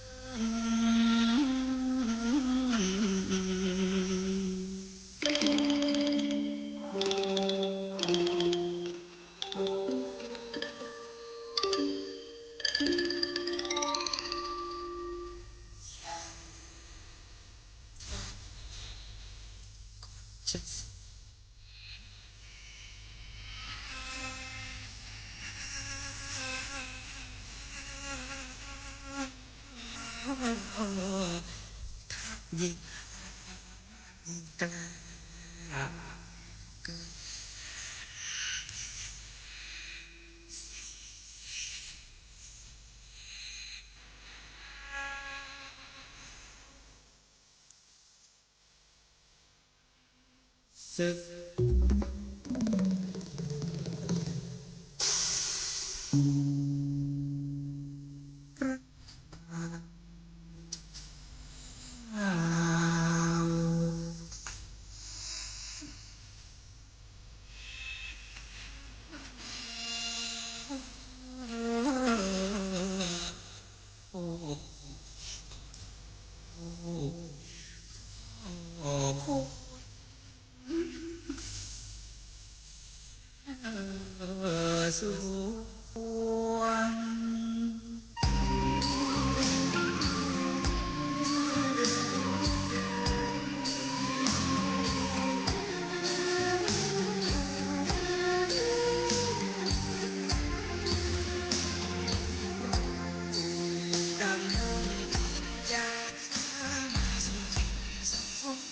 เดือนดวงแผ่นดินแด